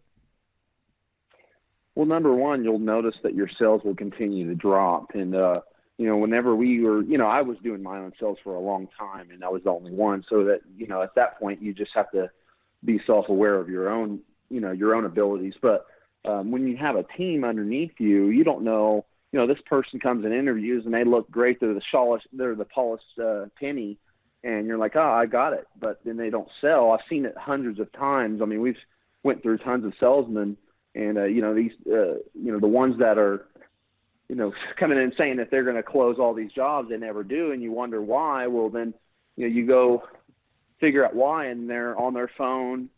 They're looking at their Apple Watch. They're not following a script. They're, cutting the customer off. So, a sales script is so important. Even if you're doing face-to-face sales, you still have a script. That's the thing is, you follow a system. And, we have that system. We definitely have a system over the phone. And we do listen to calls. And we found out a lot of things that people were doing. A lot of it was just simple stuff, just like talking over the customer, or not being friendly, or, eating food whenever they're talking on the phone. I've seen that tons of times. Gross. It just bothers me. But you will never be surprised on what you will find whenever you track what your team is doing, because a lot of times you don't know it. But your wallet will know it eventually, because your sales will drop. Hey, jumping back to your Proverbs verse, the verse before it, 29:18, says, "Where there is no vision, people cast off restraint." And honestly, in this case, giving people a path will help them to stay restrained. Giving them a way to stay on, which is what Randy's talking about, is giving them that guidance, say, here's how we're going to do our business, and they can stay in that path. Otherwise, they'll be checking their phone, they're doing other stuff. This is the power of coaching, in my opinion, from my experience, is that now you know the proven path. It's up to you to go down the path, but now at least you say, I want to go up to the mountain. I want to go to the mountaintop of success. Very few have gone up there. What's the path? And you have somebody who's gone up the path, who's made a path for you, and that's why our coaching program works. I want to talk about this next move, step 6. You got to install a human resources and recruitment system, and I want to get everybody's take on this. What would happen, Randy, if you were not doing that group interview right now? I would be losing a lot of my time like I was before I was doing it. So, we're constantly hiring because we're growing. Yep. And so I would set so many appointments, and I would say 1 out of every 5 would show up. True. So I'm basically designating 30 minutes out of my entire week for the group interview. So good. And even that is a system, because we have everything systemized where if I happen to not even be there, I could have my team do it. But the main benefit was just the vetting process through a system, and then saving the time for the appointments that you were going to have during the week.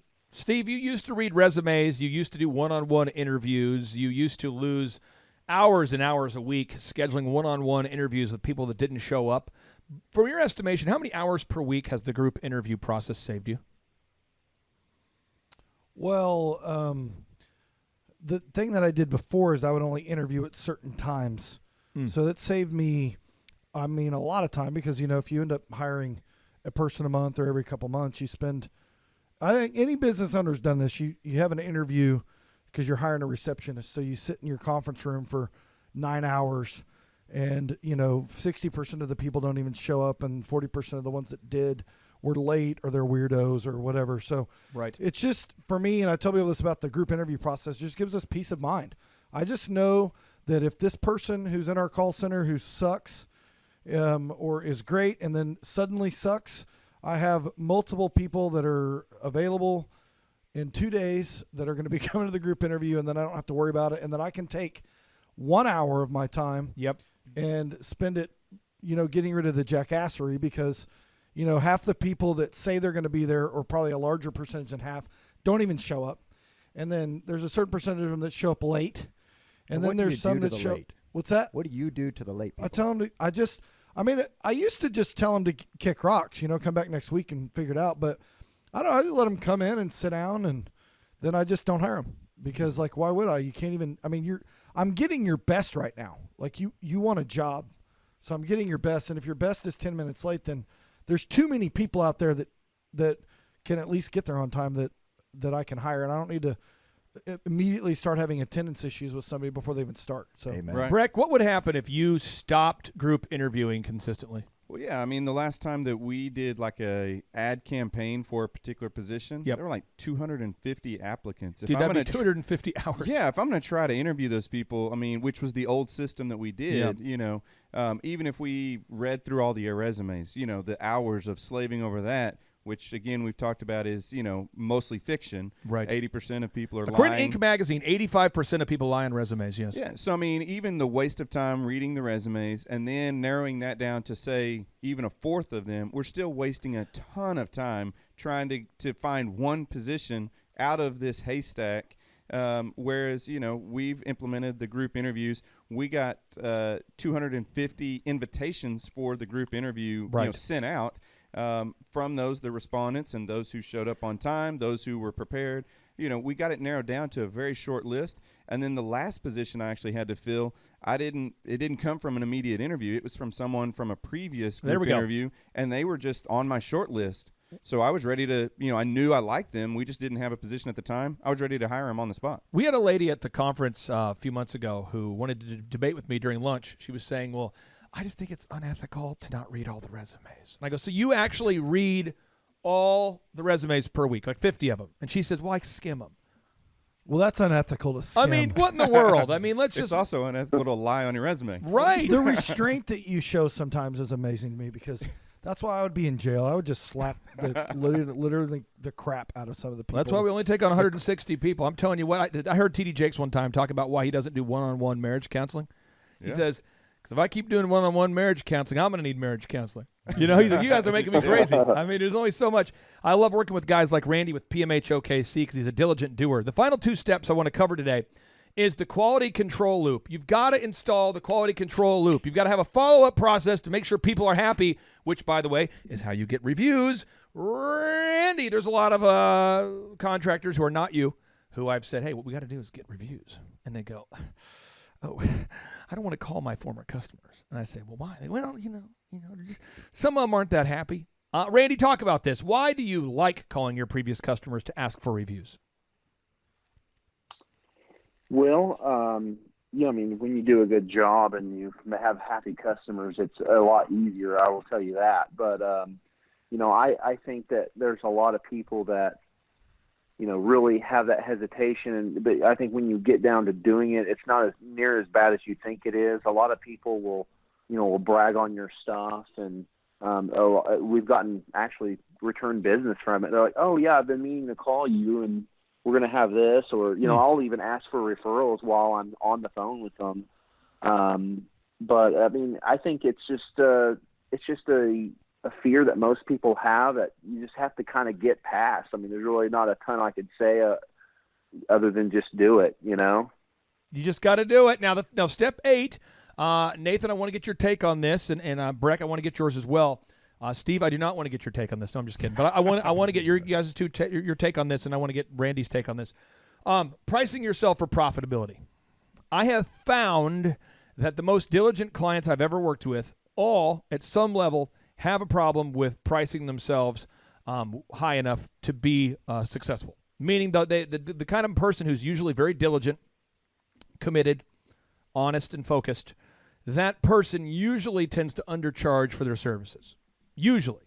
And I find usually the guy who sucks, the guy who's looking for luck, the guy who's hoping and wishing and praying for success, the guy who's lazy, loves to overcharge people. I have found this to be normally so what I want you to do is I'm trying to teach diligent people to price properly. The first time that I hire you to clean my carpet, Nathan, what's the special you have at Complete Carpet? We'll clean all the carpets for only $99. Even if it's a huge house? Even if it's a huge house. You just did that to my house. $99? Yep. Okay. So you do that because you want people to hire you or to use you again. Talk to me. Have you ever had a problem raising your prices high enough to be successful? That is actually one of the first things we did when we started with the coaching was to say, okay, let's do a pro forma. Let's see how much are you making per job and say, if you scaled this, are you going to grow or are you going to scale loss? And how much have you grown in the past 2 years? In the past 2 years, we have actually increased 3 times as much as we did in 2016. How much of that growth do you attribute to coaching? 100% of it, because I had been in business for 19 years, and if I could have already done it, I would have. And let me tell you this. Someone says, well, Clay, that's just you're paying him to say that. So, well, let's listen to this. Listen to this. I have right here on my drum. He's actually paying you Steve, to say that. I have this on my drum. Steve, I'm going to grab this off my drum. Very here. true. I'm going to grab this off my drum.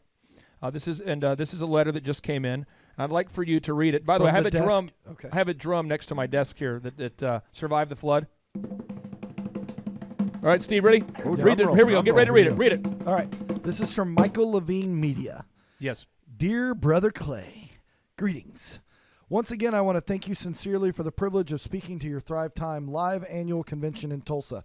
For the second year in a row, I had the extraordinary experience of watching your community expand and grow in a way that is, well, let's just say impressive.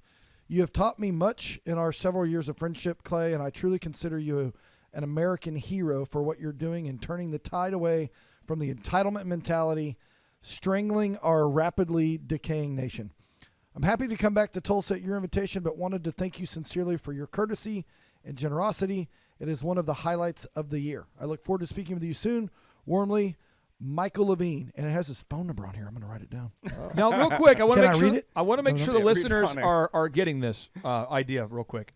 Michael Levine is the PR consultant of choice for 43 New York Times bestselling authors, 34 Grammy Award winners, and 58 Academy Award winners. All right? He's a New York Times bestselling author, and let me explain to the listeners out there how I met Michael Levine. I read his book, which is over there with the blue cover on the bottom right shelf there. I read his book, and I called him. I called his company, his LCO. The Guerrilla PR book? Yes. Okay. And he said, his assistant said he'd be happy to meet you at the such and such hotel for $25,000. You can have him for 3 hours. Oh, it was cheap then. And I said, yeah, because I needed to know how to get in the media and the news. I needed to learn that skill a decade ago. I did not know how public relations worked, and that was one of the missing chinks in my. It was a gap in my skills. Can I say something about that? Yeah. Because I heard this story before. I don't know if you've shared this, but you called him or texted him or something or emailed him. I called his team, yes. The day before. Yes, to confirm. And what did he say? Well, he let me know that he doesn't respond to text messages because he's dyslexic. So he was irritated, one, that I had reached out to him via text because he's dyslexic, so he couldn't read it. And then the second thing he said that blew my mind is he said, if I said I would be there, I would be there. Essentially, why the F would you want to have to confirm? Right. That was one of And his you think, O's at and, hey, and conference. you think you're being thorough, and you're like, hey, just confirming our appointment. And he's like, F you. Yeah. What? Do you think I'm that guy that you have to confirm with? Like, are my words not good? And by the way, the more super successful people I meet, the more I found that to be true. These guys will book an appointment with you a year in advance, and they honor it.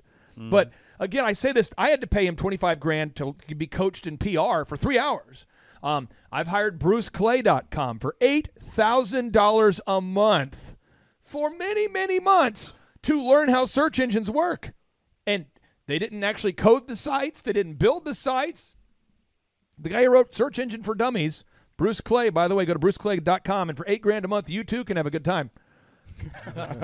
So, I mean, I'm just telling you, I've paid for coaches. Dr. Breck, talk to me about this pricing thing. Have you ever found yourself underpricing? Absolutely. I think it goes back to the beginning of the conversation where you were talking about, you've got to know your hours. You've got to know, where your profitability is, the price of your product, the number of hours you're willing to work, in my case, the services that are going to render a certain profitability. If you're not priced right, then all of that changes and shifts. And so you do have to know your numbers. And that was one of the first things that I did with Tim Redmond, my coach, under the Thrivetime show. And that was he challenged me to go out and contact my other competitors in the area and just kind of see where is the marketplace, where are people pricing themselves. And I wanted to be a great value, but I also didn't want to be the cheapest guy on the block. And I was. And so one of the first things we did was we did raise our prices 2 years ago. How much have you grown since working with coaching? We've doubled. Doubled. And then, You've and doubled. Last year we're still growing. And how much of that success do you attribute to being coached on the proven path and then the accountability of doing it? 99% of it. We had a couple of things in play, but no, it's very much the coaching that's allowing it to happen. There is a proven path, and if you walk the path, you're going to get to the promised land. Let me tell you how much I attribute my search engine knowledge to Bruce Clay. All of it. Yeah. Was it worth $8,000 a month? Yes. Do I pay it now? No. Why? Because I know how to do it. But I paid $8,000 a month. I mean, Steve, I'm paying like $100,000 a year just to be taught how search engines work, and it's worth it. $96,000, but it's worth it. $96,000. This just in. Steve, sorry, I appreciate you for correcting me on the show. Thank you so much. My 12 timetables. No, I appreciate you for correcting me. Hey, kids don't learn those nowadays. Steve, I want to get your take on this. Pricing yourself. How often do you see people undercharging for the services that they offer? I always see the diligent people underpricing. How often do you see a hardworking guy underpricing his services? All the time. I think people just are. I think there's a certain honesty to it, is that they want to take care of someone. I charge people based on. We're highly regulated, so we have to set our margins. I can't just charge an unruly client more money or do anything like that. But you can definitely. You have to kind of find out where that ceiling is on what people are willing to pay, and then kind of stay below that. That's how we set our. For every market, we set what our underwriting and processing fees are, and we found that, kind of the number needs to stay under 1,000. So we're at $975. But if we could charge $1,400, and that's what the market called for, that's what we do. And you've grown from a startup. You guys did $251 million of mortgages this past year. Yep. At Total Lending Concepts. How much of your growth do you attribute to the mentorship you've received from either Dr. Green or myself? I say all of it, just as you say with Bruce Clay, because I think I'm a pretty self-motivated and driven guy, that I work hard, I get up early, and I do all that stuff. But knowing what to do so big is a bigger piece of it, is knowing what to focus on. When we started 3 years ago on the Dream 100 and pursuing Shaw Homes, which has been a big part of our growth that'll go into 2020. I wouldn't have done that without a coach. And somebody out there saying, I don't know what the Dream 100 is. Well, just search Thrivetime Show Dream 100, and we have multiple shows on it. Randy, I want to end the show here. I want to ask your take on this. Pricing for profitability. Have you ever early on struggled to price high enough or to put your prices in a good spot? And have you ever struggled with having too low of margins? Yeah, when I first started, I kind of went the Sam Walton method, and I said I was going to underbid everybody, and that's how I was going to get all my work. And then, you quickly realize that method is not a method for sustainable growth. And then, but that's when branding really takes over. Yep. Because when you brand yourself over a long period of time, just like that Google review, I got that job because of branding with Google reviews. My price, she even told me my price was higher than other people. So, you have to shop your competitors. You need to know what your other competitors are charging. Yep. So we do that. We do that every single week. So good. We're calling it, some business asking that. Yep.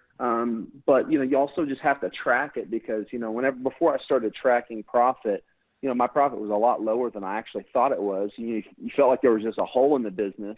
Yep. But it really just came down to you weren't charging enough. If you're if somebody is out there and they're wanting to know your numbers there, Randy, as a percentage, how much have you grown in the last 9 months? Do you know a percentage or an approximate kind of figure in your mind of how much you've grown in the past 9 months? 70%. 70%. Yep. And 70%. We've grown 70%. Steve, you have been a client for 5 years. Yeah.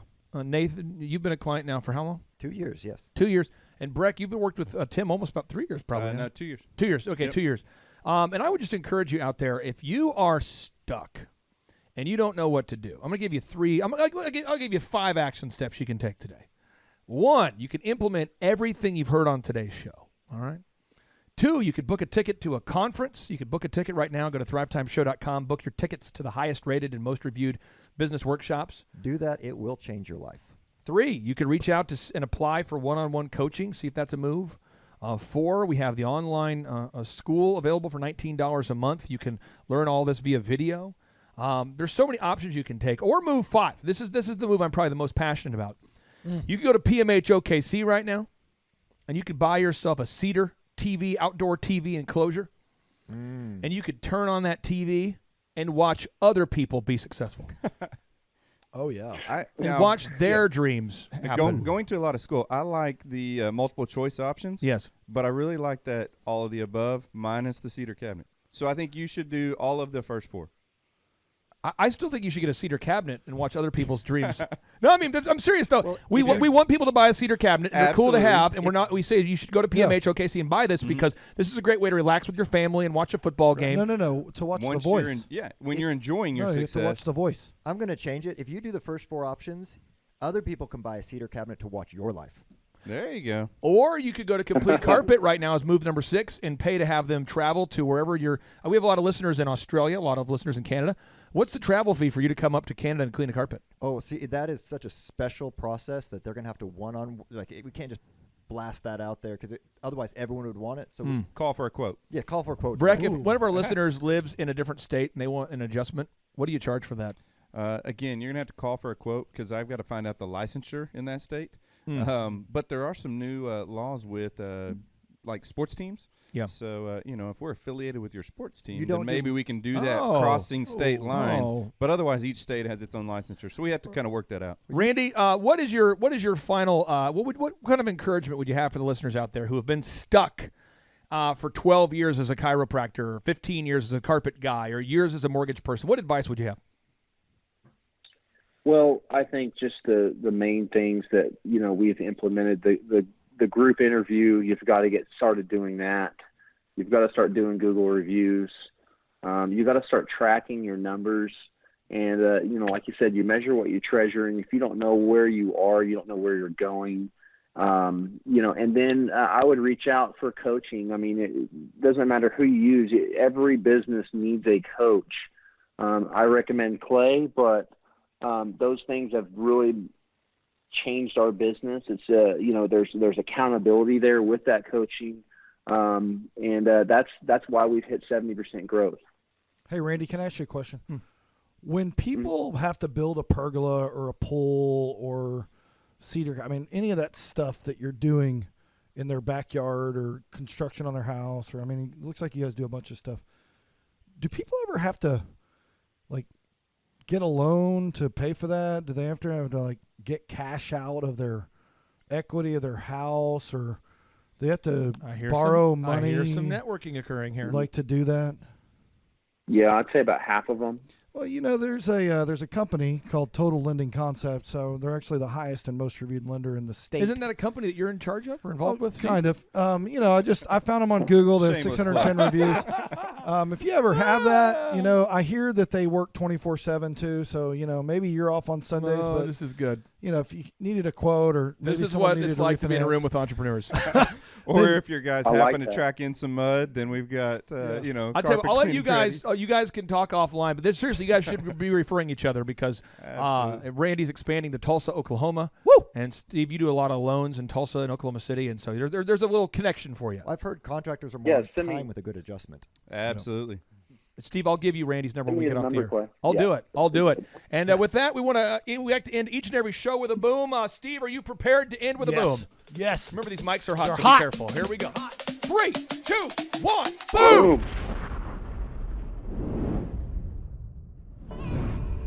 All right, let's just say that you're out there listening today and you have a website for your business. The question I would have for you is, are you getting the most number of leads possible? Are you ranking high? Touching the canvas. Can't feel my face. Or are you ranking Low. in the Google search engine results? Again, I ask, are you ranking high?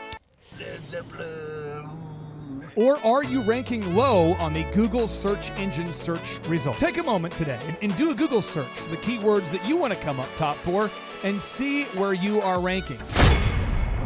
We have Josh Spurl, a CPA from Canada, and we have Dr. Timothy Johnson here from Tuscaloosa, Alabama. Josh Spurl, how in the heck are you? Doing pretty good, Clay. Yourself? I'm doing well, man. Doing well here. We're not broadcasting from the Man Cave studios as normal, so we got a little bit of background noise there to contend with, but we're here, and I wanted to see if you could share with the Thrive Nation approximately how long you and I have been working together and how that's impacted the number of inbound leads that you're generating as a result of your Google search engine ranking and internet marketing. Well, we've been working together, Clay, now for almost a year. It was about a year ago I came out to my first conference, and then we started with the coaching program shortly after that. And, you know, our Google leads have gone from, you know, something that we would generate, you know, maybe 1 or 2 or 3 leads a year to, you know, we're talking about 3 to 9 leads every single week. And now we have Dr. Timothy Johnson in the box from Alabama, Tuscaloosa. Yeah, so I'm at Southern Eye Consultants. It's in Tuscaloosa, Alabama. We heard about you on the podcast, and I had a lot of trepidation at first about getting involved, just making sure it was legit. But all my expectations have been exceeded. What concerns did you have about our legitness or lack thereof? I was just concerned about back-end upselling, what I was getting into. That's what I found. My entire career, Yeah. I had been. Had you guys been to, Dr. Tim? Had you been to other workshops or had other industry coaching before? Because I had hired a lot of them, frankly, and I just found I spent. I would be lying if I said hundreds of thousands. It's been more than that. Oh, we hired somebody to do our website right before we found you. Yeah, and it was 3 or 4 months of your coaching service, and we still haven't launched that website yet. Oh, beautiful. Yeah. Beautiful. So if somebody out there's thinking about filling out the form, if someone's thinking about emailing us to info@thrivetimeshow.com, that's info@thrivetimeshow.com, and they have a little bit of hesitation, just a little bit, I don't know, just a little bit, what advice would you have for them, Dr. Tim? First of all, come to one of the conferences. You'll see that he may dress like Bill Belichick, but my wife's a Pats fan, so that was a real selling point. Nice. She thought you were a hobo, but I said, no, he's just Bill Belichick. She goes, okay, you can go. Nice. But it's also month to month, so try it, and if you don't like it, cancel. That deserves a mega point. So again, where has your sales gone up? Have you increased your sales? I mean, where's your financial? I'm not asking for the hard number here, but as a percentage, how much are you up since you started with the program? 4 months ago versus now? Our sales have gone up 20%. We're looking to scale Southern Eye Consultants, and just the number of patients who come in because they found us on Google has gone up a lot. I text you once a week. You paid for yourself just in somebody walking in. So. Oh, Billy. Oh, it's so good. It's so good. Again, if you're out there today and you feel stuck, just email us to info@thrivetimeshow.com. Info@thrivetimeshow.com. Let us begin to do a deep dive analysis on your website. We'll tell you what's wrong with it. We're going to do a 37-point audit of your website. Our member of our team will call you. They'll go over it with you. They'll break it down. You'll understand what you need to do to improve. I'll give you the final words here, guys. So start with you, Captain Spurl, Josh Spurl, CPA. As Captain Canada and as a man who's been to 2 workshops now, we got an audience, picture 500,000 people listening here. What is the advice that you would tell them? I think they got to come out to a workshop. You know, it's the best one that I've ever seen. You know, I find that most of the workshops I've been to, you're sitting around all day for one good idea, and you're getting a good idea every single hour at these workshops. Dr. Tim, what is the word of encouragement, maybe discouragement, maybe the motivation, maybe the verbal tasering? What advice would you give for the listeners out there today? I'd say the worst idea you can do is not starting now. Just call and start now, and you'll be better off for it. You heard them right there. Thrive Nation, go to info@thrivetimeshow.com. Email us to info@thrivetimeshow.com. Allow us to do a free 37-point analysis of your website. We'll tell you what's wrong. We'll tell you how to fix it. If you're not ranking high enough in those Google search engine results, it will literally cost your company millions and millions and millions of dollars. But don't take my word for it.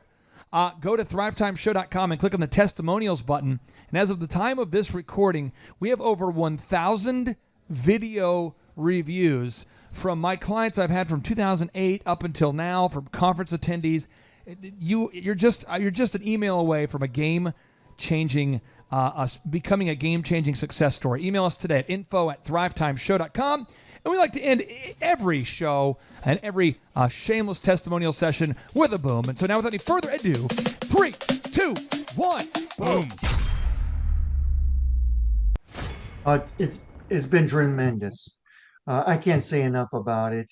Carter keeps me accountable. He keeps me focused on working on the business and implementing things that we need to work on to keep growing the business. When we first started with you, I had 4 employees, and now I'm up to 10 employees. And it's all because of the work we're getting. We're getting more and more work. Clay, I was suffocating. Like I said, I was doing the business since 2009, and everything was going through me. And at a point, it's a breaking point. And that's where I think businesses just cave in and give up. And I found you on Rumble, and I started listening to you, and I told myself that it's possible. This guy's system is possible, and I could see hope, and I could keep the business going. And I just encourage people, if you're on the fence, get off the fence and try it. What do you have to gain? Everything. There's a proven path. There's a way to get through it, and there's hope, and the vision becomes clear. Okay, Aaron Antis, guess who's joining us for the December 4th and 5th, 2025 Thrivetime Show Business Growth Workshop? Whoa. Ooh, Santa Claus? No, we will not be joined by Santa Claus, but we will be joined by Eric Trump, the son of the 45th and now 47th President of these United States. And yes, Amanda Grace will be in the place. And yes, Dr. Stella Manuel will be there, so you know it will go well. Yes, we have Mel K in the house. Pastor Phil and Tammy Hotzenpiller will be hosting this event at their beautiful church right there in sunny Anaheim, California. Yes, folks, make this a December to remember. You surprised? Make this a December to remember and join us at the 2-day interactive business growth workshops. For over 20 years, folks, I've been hosting business growth workshops where we're going to teach you marketing, sales systems, human resources, accounting, social media marketing, branding, sales training, search engine optimization, accounting, workflow development, financial management, all this and more. How do you get tickets? Go to thrivetimeshow.com. Again, how do you get tickets? Go to thrivetimeshow.com and request tickets today. And now Eric Trump, people don't know this, but the Trump organization has thousands of employees. There's not 50 employees. The Trump organization, again, most people don't know this, but the Trump organization has thousands of employees. And while Donald J. Trump was the 45th president of these United States, and this just in from our home office, President Donald J. Trump is now the 47th president of these United States as well. I'm Ron Burgundy? He needed someone to run the companies for him. And so the man that runs the Trump organization before Donald J. Trump, as he was the 45th president of the United States, and now the 47th president of the United States is Eric Trump. And so Eric Trump is here to talk about time management, promoting from within, marketing, branding, quality control, sales systems, workflow design, workflow mapping, how to build. I mean, everything that you see, the Trump hotels, the Trump golf courses, all their products, the man who manages billions of dollars of real estate and thousands of employees is here to teach us how to do it. You are talking about one of the greatest brands on the planet from a business standpoint. Right. I mean, who else has been able to create a brand like the Trump brand? I mean, look at it. And this is the man behind the business for the last pretty much since 2015. He's been the man behind it. So you're talking, we're into 9 going into 10 years of him running it, and we get to tap into that knowledge. That's going to be amazing. Now, think about this for a second. Nothing is over until we decide it is. Was it over when the Germans bombed Pearl Harbor? German? Forget it, he's rolling. It ain't over now. The lineup continues to grow, and this is how we do our tickets here at the Thrivetime Show. If you want to get a VIP ticket, you can absolutely do it. It's $500 for a VIP ticket. We've always done it that way. Now, if you want to take a general admission ticket, it's $250 or whatever price you want to pay. And the reason why I do that, and the reason why we do that is because we want to make our events affordable for everybody. I grew up without money. I totally understand what it's like to be in a tight spot. So if you want to attend, it's $250 or whatever price you want to pay. That's how I do it. And it's $500 for a VIP ticket. Now, we only have limited seating here with... There's a lot of togetherness and closeness, camaraderie. So again, if you want to get tickets for this event, all you have to do is go to thrivetimeshow.com. Go to thrivetimeshow.com. When you go to thrivetimeshow.com, you'll go there, you'll request a ticket, boom. Or if you want to text me, if you want a little bit faster service, you say, I want you to call me right now. Just text my number. It's my cell phone number, my personal cell phone number. We'll keep that private between you, me, everybody. We'll keep that private. And anybody. Don't share that with anybody except for everybody. That's my private cell phone number. It's 918-851-0102. 918-851-0102. I know we have a lot of Spanish-speaking people that attend these conferences. And to be bilingually sensitive, my cell phone number is 918-851-0102. That is not actually bilingual. That's just saying Juan for a one. It's not the same thing. I think you're attacking me. Now, let's talk about this. Now, what kind of stuff will you learn at the Thrivetime Show workshop? So, Aaron, you've been to many of these over the past 7-8 years. So let's talk about it. I'll tee up the thing, and then you tell me what you're going to learn here, okay? Okay. You're going to learn marketing and branding. What are we going to learn about marketing and branding? Oh, yeah. We're going to dive into, so many people say, I got to get my brand known out there, like the Trump brand, right? You want to get that brand out there. It's like, how do I actually make people know what my business is and make it a household name? You're going to learn some intricacies of how you can do that. You're going to learn sales. So many people struggle to sell something. This just in, your business will go to hell if you can't sell. So we're going to teach you sales. We're going to teach you search engine optimization, how to come up top in the search engine results. We're going to teach you how to manage people. Aaron, you have managed, no exaggeration, hundreds of people throughout your career and thousands of contractors. And most people struggle with managing people. Why does everybody have to learn how to manage people? Well, because first of all, you either have great people or you have people who suck. And so it can be a challenge. Learning how to work with a large group of people and get everybody pulling in the same direction can be a challenge. But if you have the right systems, you have the right processes, and you're really good at selecting great ones, and we have a process we teach about how to find great people. When you start with the people who have a great attitude, they're teachable, they're driven, all of those things, then you can get those people all pulling in the same direction. So we're going to teach you branding, marketing, sales, search engine optimization. We're going to teach you accounting. We're going to teach you personal finance, how to manage your finance. We're going to teach you time management. How do you manage your time? How do you get more done during a typical day?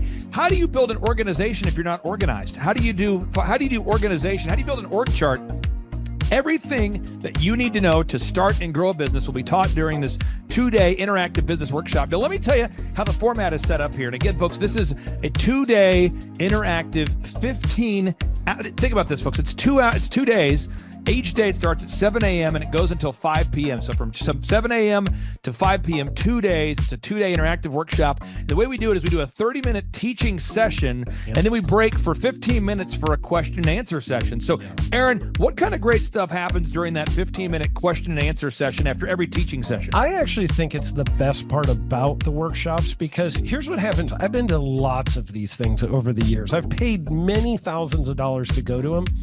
And you go in there and they talk in vague generalities, and they're constantly upselling you for something, trying to get you to buy this thing or that thing or this program or this membership. And you leave not getting your very specific questions answered about your business or your employees or what you're doing on your marketing. And what's awesome about this is we literally answer every single question that any person asks, and it's very specific to what your business is. And what we do is we allow you as the attendee to write your questions on the whiteboard. Yep. And then we literally, as you mentioned, we answer every single question on the whiteboard. And then we take a 15-minute break to stretch.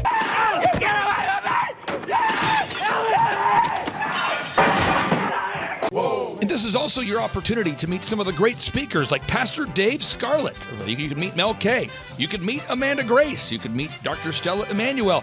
You could just grab a coffee. You could find some alone time. You could get lost in the bathroom. You could try to go and get a photo with one of the speakers. You could try to photobomb a photo where someone else is getting a photo with the speakers. You could go attempt to find your phone, wallet, and your keys. My phone, wallet, keys, yeah, phone, wallet, keys. Whoa. Now that's a good idea. Well, it's going to be great. And then you're in the company of hundreds of entrepreneurs. So there's not a lot of people in America today.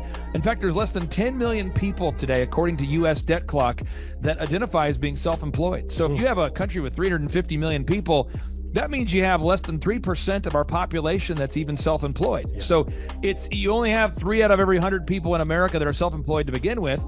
And when Inc. magazine reports that 96% of businesses fail by default, you have a 1 out of 1,000 chance of succeeding in the game of business. It's tough. But yet the average client that you and I work with, we can typically double this. And this is no hyperbole, no exaggeration. And I have thousands of testimonials to back this up. We have thousands of testimonials to back it up. But when you work with a home builder, when I work with a business owner, we can typically double the size of the company within 24 months. Yeah. Double. And you say double? Yeah, there's businesses that we have tripled. There's businesses we've grown 8x. There's so many examples you can see at thrivetimeshow.com. But again, this is the most interactive, best business workshop on the planet. This is objectively the highest rated and most reviewed business workshop on the planet. Whoa. Add to that, Eric Trump, the man that runs the Trump Organization. You say, Clay, I'm not going to get a ticket unless you give me more. Okay, fine. We're going to serve you the same meal both days. True story. We cater in the food, and because I keep it simple, I literally bring in the same food both days for lunch. Who's with me? Let's go! Come on! Hey! It's an incredible Mexican restaurant. That's going to happen. Someone says, I want more. This is not enough. Give me more. Okay, I'm not going to mention their names right now because I'm working on it behind the scenes here. But we just continue to add more and more success stories. So if you're out there today and you want to change your life, you want to give yourself an incredible gift, you want a life-changing experience, you want to learn how to start and grow a company, go to thrivetimeshow.com. Go there right now, thrivetimeshow.com. Request a ticket for the 2-day interactive event. Again, the event's going to be on December 4th and 5th in sunny Anaheim, California. Great weather. Make this a December to remember. Eric Trump, the man who leads the Trump Organization. It's going to be a blasty blast. There's no upsells. Aaron, I could not be more excited about this event. I think it is incredible. And there's somebody out there right now, you're watching and you're like, but I already signed up for this incredible other program called Smoke Your Way to Thin. I think that's going to change your life. I promise you this will be 10 times better than that. Looks like I picked the wrong week to quit smoking. Now, don't do the Smoke Your Way to Thin conference. I've tried it. Don't do it. Yeah, chain smoking is not a viable. I mean, it is life-changing. It is life-changing. If you become a chain smoker, it is life-changing. Not the best weight loss program, though. Right. Really. So if you're looking to have life-changing results in a way that won't cause you to have a stoma, get your tickets at thrivetimeshow.com. Again, that's Aaron Antis. I'm Clay Clark, and reminding you and inviting you to come out to the 2-day interactive Thrive Time Show workshop in beautiful Anaheim, California. I'm Kay Dixon. I'm from Sarasota, Florida.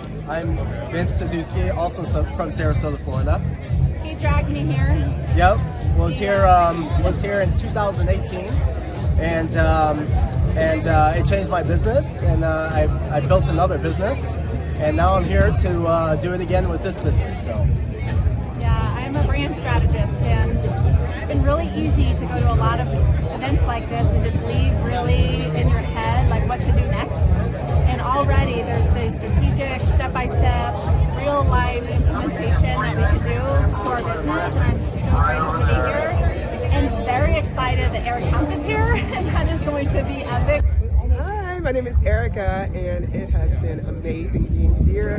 The conference, I'm learning so much. Everything is perfect for me. But that Clay Clark, man, he is one character. It's a good word for him. Character. Yeah, that is it. Good, driven, smart. And I've never met a guy who was so hyper all the time. He's doing so much good. And then I met his mother, and she just says, she just lets him be Clay Clark. I mean, so he's endorsed by his mother, and he's doing magnificent work. So it was great meeting you out there and all the people that he surrounds himself with.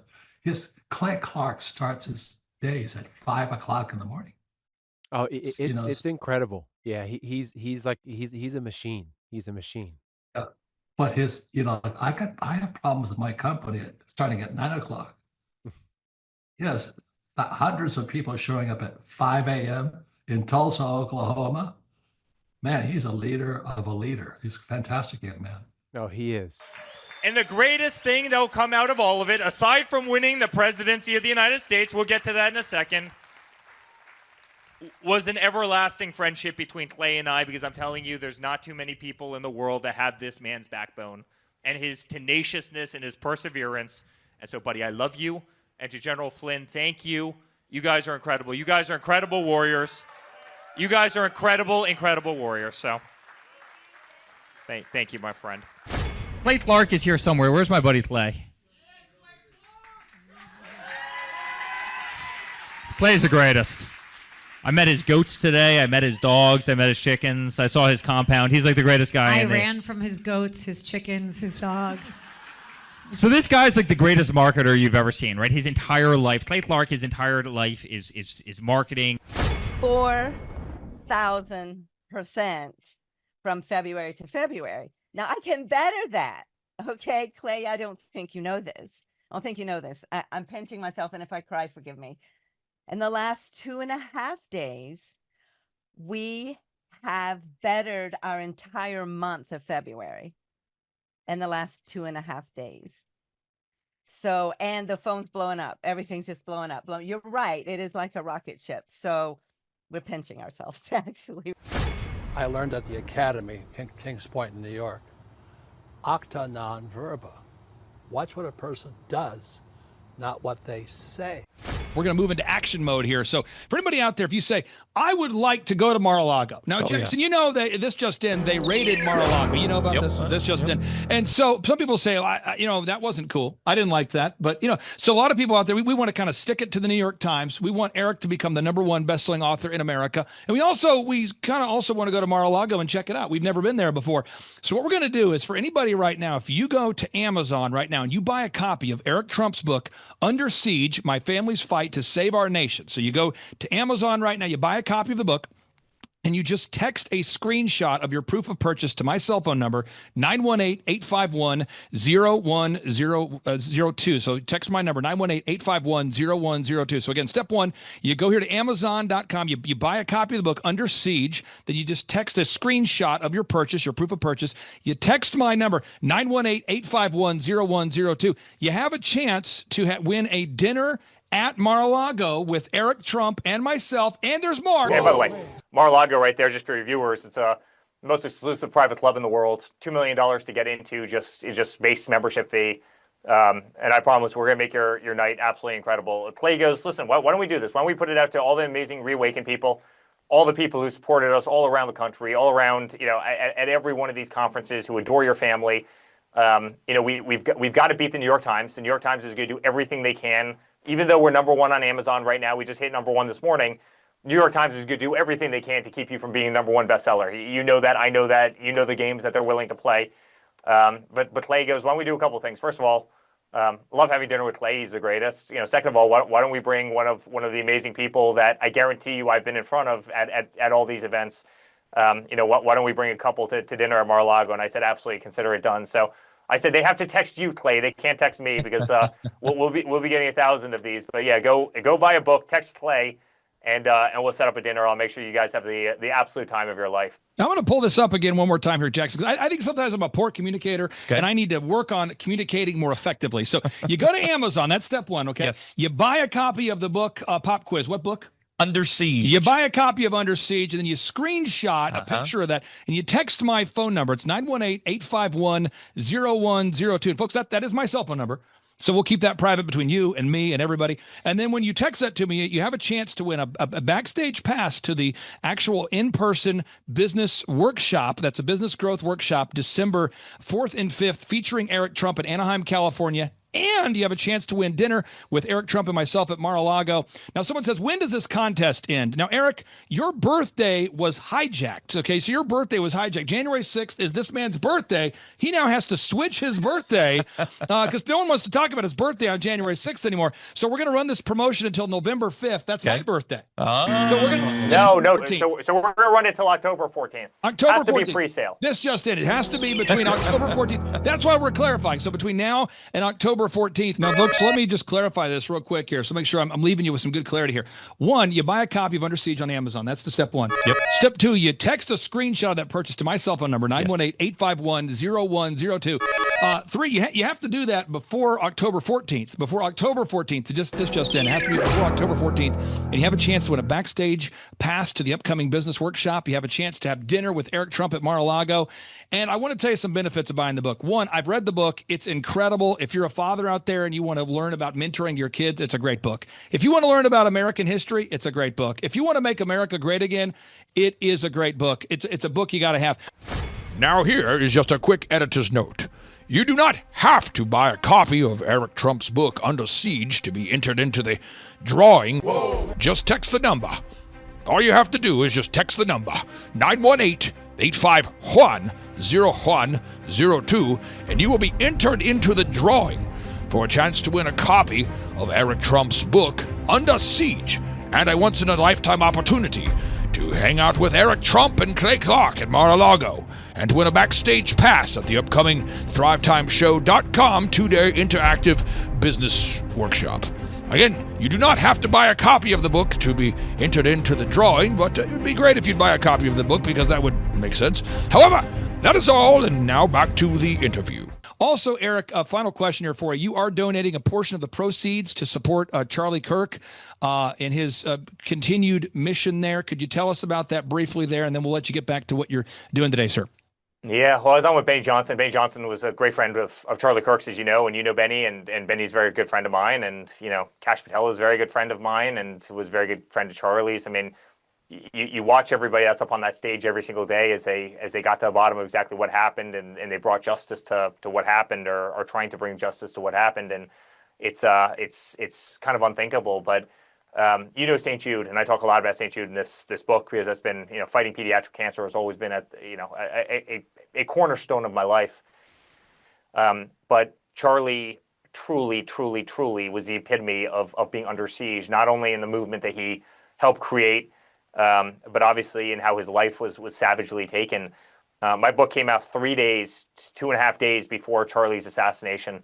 You better believe he would have been the final chapter of this book as just another illustration of what these people will do at any cost to try and win, because it's who they are. It's the not so tolerant left, and we can never let our voices be extinguished. Clay, you stood on that stage as well as anybody I've ever seen stand on a stage. You did our Reawaken events all across the country, which you funded out of your back pocket because you believed in America, you believed in a greater country, and you were on that stage every single day. I was on that stage with you every single day, and I was on the Turning Point stage with Charlie all the time, and I was on stages across the country and 3 campaigns. I've stood on thousands of them, and honestly, they don't want us to stand on that stage. That's why they're sending bullets from rooftops. They don't want us to go out there with a bullhorn and have loud independent thought, when they see these beautiful arenas full of kids and they're cheering, they're celebrating, they're holding American flags, they don't want that. And so they want to silence us. They want to silence our voice. That's why they killed Charlie. That's why they tried to kill my father. That's why they sent 112 subpoenas to me. That's why they wanted me in jail and my father in jail and Don in jail. That's why they made up the hoaxes. They wanted to see us destroyed and gone with no voice, with no money, with no company, with no political aspirations, gone. And we can't allow that to happen. And so we need to make sure that Turning Point continues. We need to make sure incredible patriots like you continue to spread, sensible speech, pro-American values, pro-religious, pro-constitutional values. And that's why I want to donate the funds to Turning Point. I want to donate, a portion of the funds to Turning Point, because we can't allow anarchy to win, and we can't allow voices to be deleted, and we need to keep Charlie's legacy going. Eric Trump, thank you so much for joining us. Pastor Jackson, thank you so much for joining us. Absolutely. Eric, have a great day. We really do appreciate you. Everybody go out there and buy that book, Under Siege. It's not too early to buy your Christmas gifts. And if you have a Democrat in your family, buy them a copy as well. Eric Trump, take care. Thanks, guys. See you later.